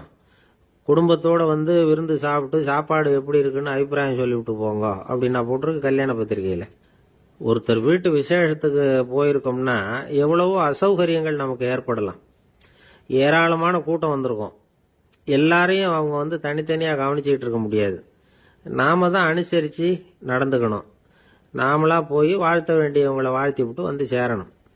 அதை விட்டுட்டு பத்திரிக்கை கொடுத்தானேன்னு போனேன், கவனிப்பே சரியில்லை அப்படின்னு புலம்பிக்கிட்டு இருக்கக்கூடாது. ஒரு விருந்துக்கு போனால் அங்கே எப்படி நடந்துக்கணும் அப்படிங்கிறத பற்றி கூட அனுபவசாலிகள் சில விவரங்கள்லாம் சொல்லியிருக்கிறாங்க. இந்த காலத்தில் கல்யாணம், பிறந்த நாள், அது இதுன்னு நிறைய விருந்துகள் நடக்குது. அதெல்லாம் எதுக்காக? மனித உறவுகளை வளர்த்துக்கிறதுக்காக தான், வேற எதுக்கு? ஒரு விருந்துக்கு போனால் அமைதியாக பொறுமையாக போய் உட்காரணும். அடித்து பிடிச்சிக்கிட்டு இடத்த பிடிக்க போகிறேன் அப்படின்னு நிற்கக்கூடாது. முதல் பந்தி நடந்துக்கிட்டு இருந்தால் அது முடிஞ்சு இலை எடுத்து சுத்தம் பண்ணதுக்கு அப்புறம் போய் உட்கார்றது தான் நாகரீகம்.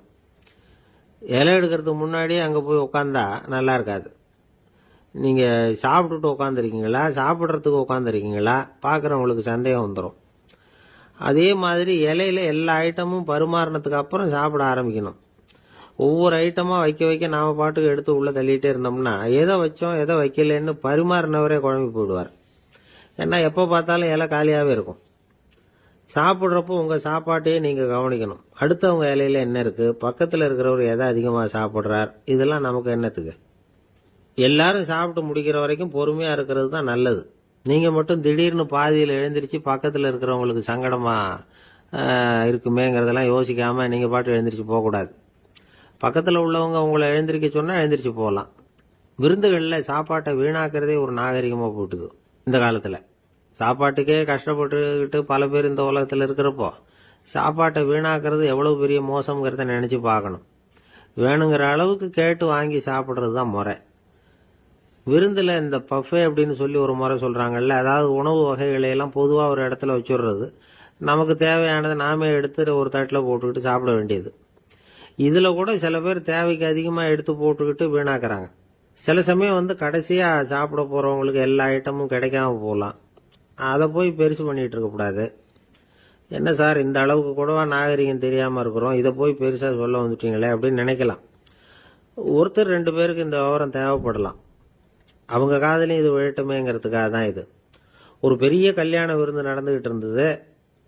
விருந்து மண்டபத்து வாசலில் ஒருத்தர் நின்றுக்கிட்டு வர்றவங்களையெல்லாம் ரொம்ப மரியாதையாக வணங்கி உள்ளே அனுப்பி வச்சுக்கிட்டு இருந்தார். எப்படி தெரியுமா? வர்றவங்க கையெல்லாம் பிடிச்சி முத்தம் கொடுத்து அதுக்கப்புறம் உள்ளே அனுப்பி வச்சுக்கிட்டு இருந்தாராம். கூட்டம்லாம் முடிஞ்சதுக்கப்புறம் அவர்கிட்ட போய் கேட்டிருக்கிறாங்க, சார் நானும் எவ்வளவோ விருந்துகளுக்கு போயிருக்கிறேன், இருந்தாலும் இவ்வளவு மரியாதையாக வர்றவங்க கைக்கெல்லாம் முத்தம் கொடுத்து வரவேற்கிறத இங்கே தான் பார்க்குறேன் அப்படின்னு சொன்னாங்க.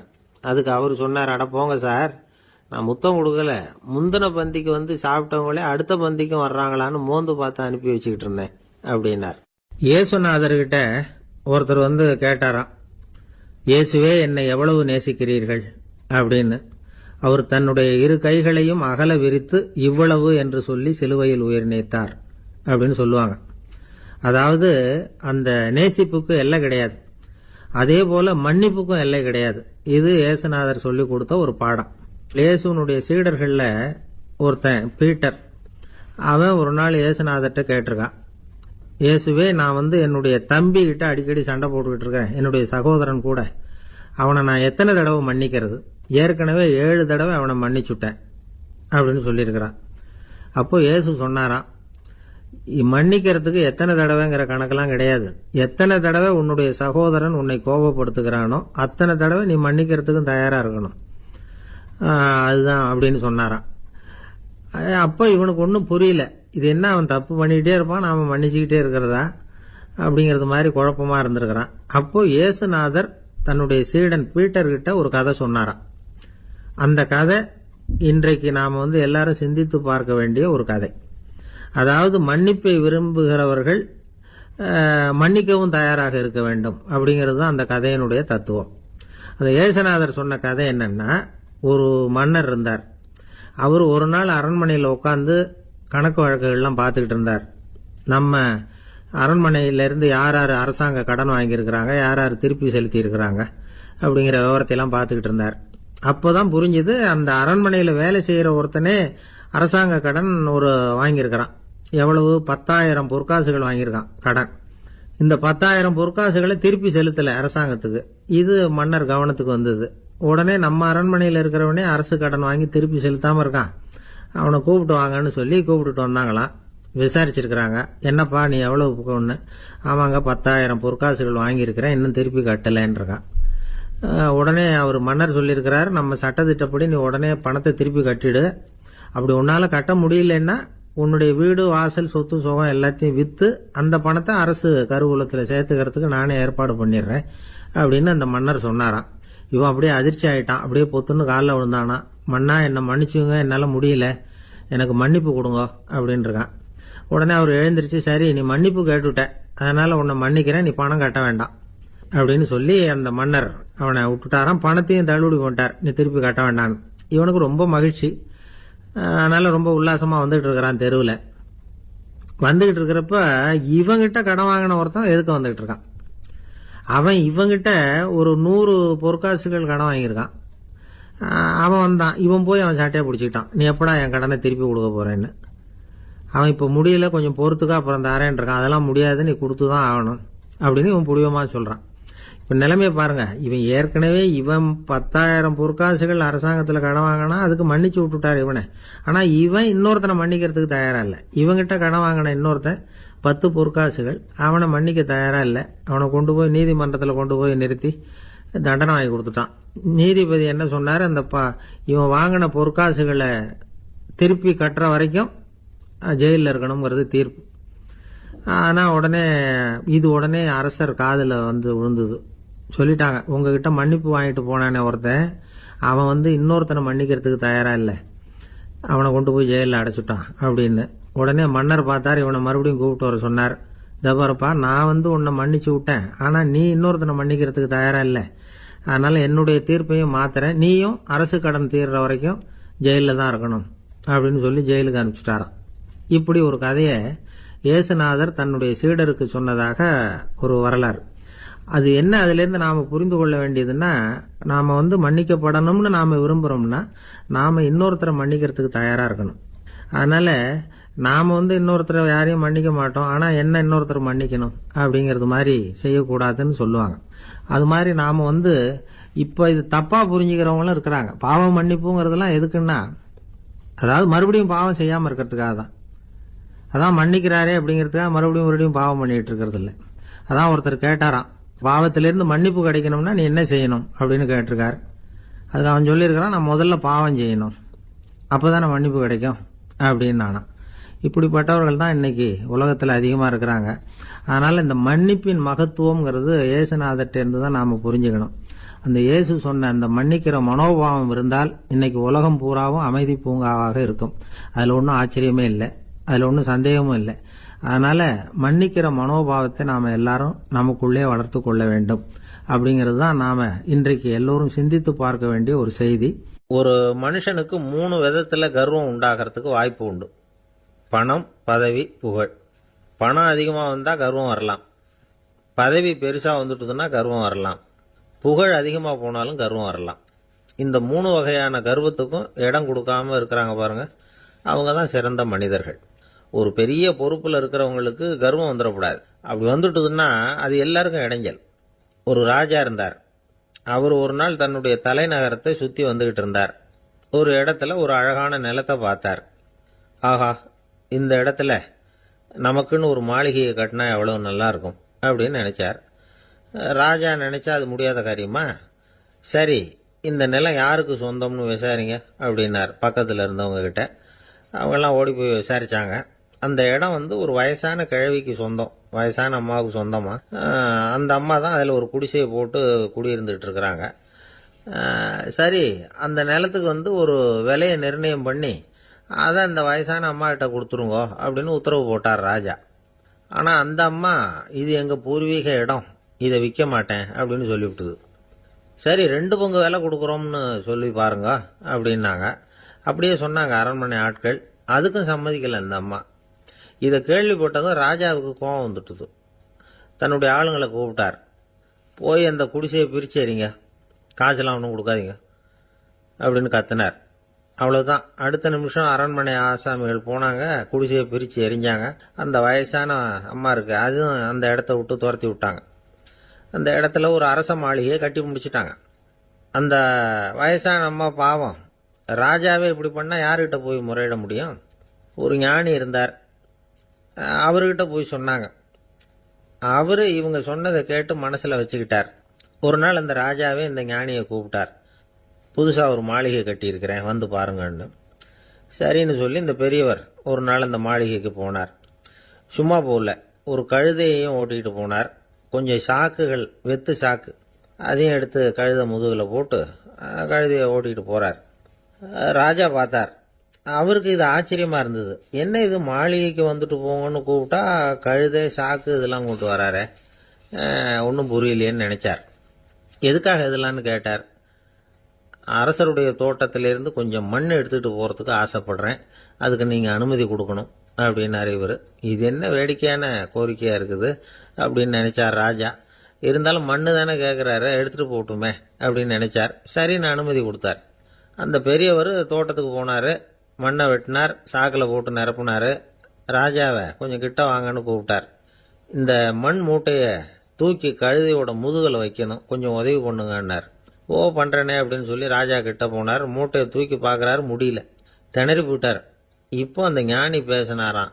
அரசே, இந்த ஒரு சாக்கு மண்ணையே உங்களால தூக்க முடியல, அந்த கிழவிகிட்ட இருந்து அந்த அக்கிரமமா அபகரிச்ச இந்த தோட்டம் பூராவையும் சுமக்கணும்னு ஆசைப்படுறீங்களே, அது உங்களால முடியுமா அப்படின்னு கேட்டாராம்.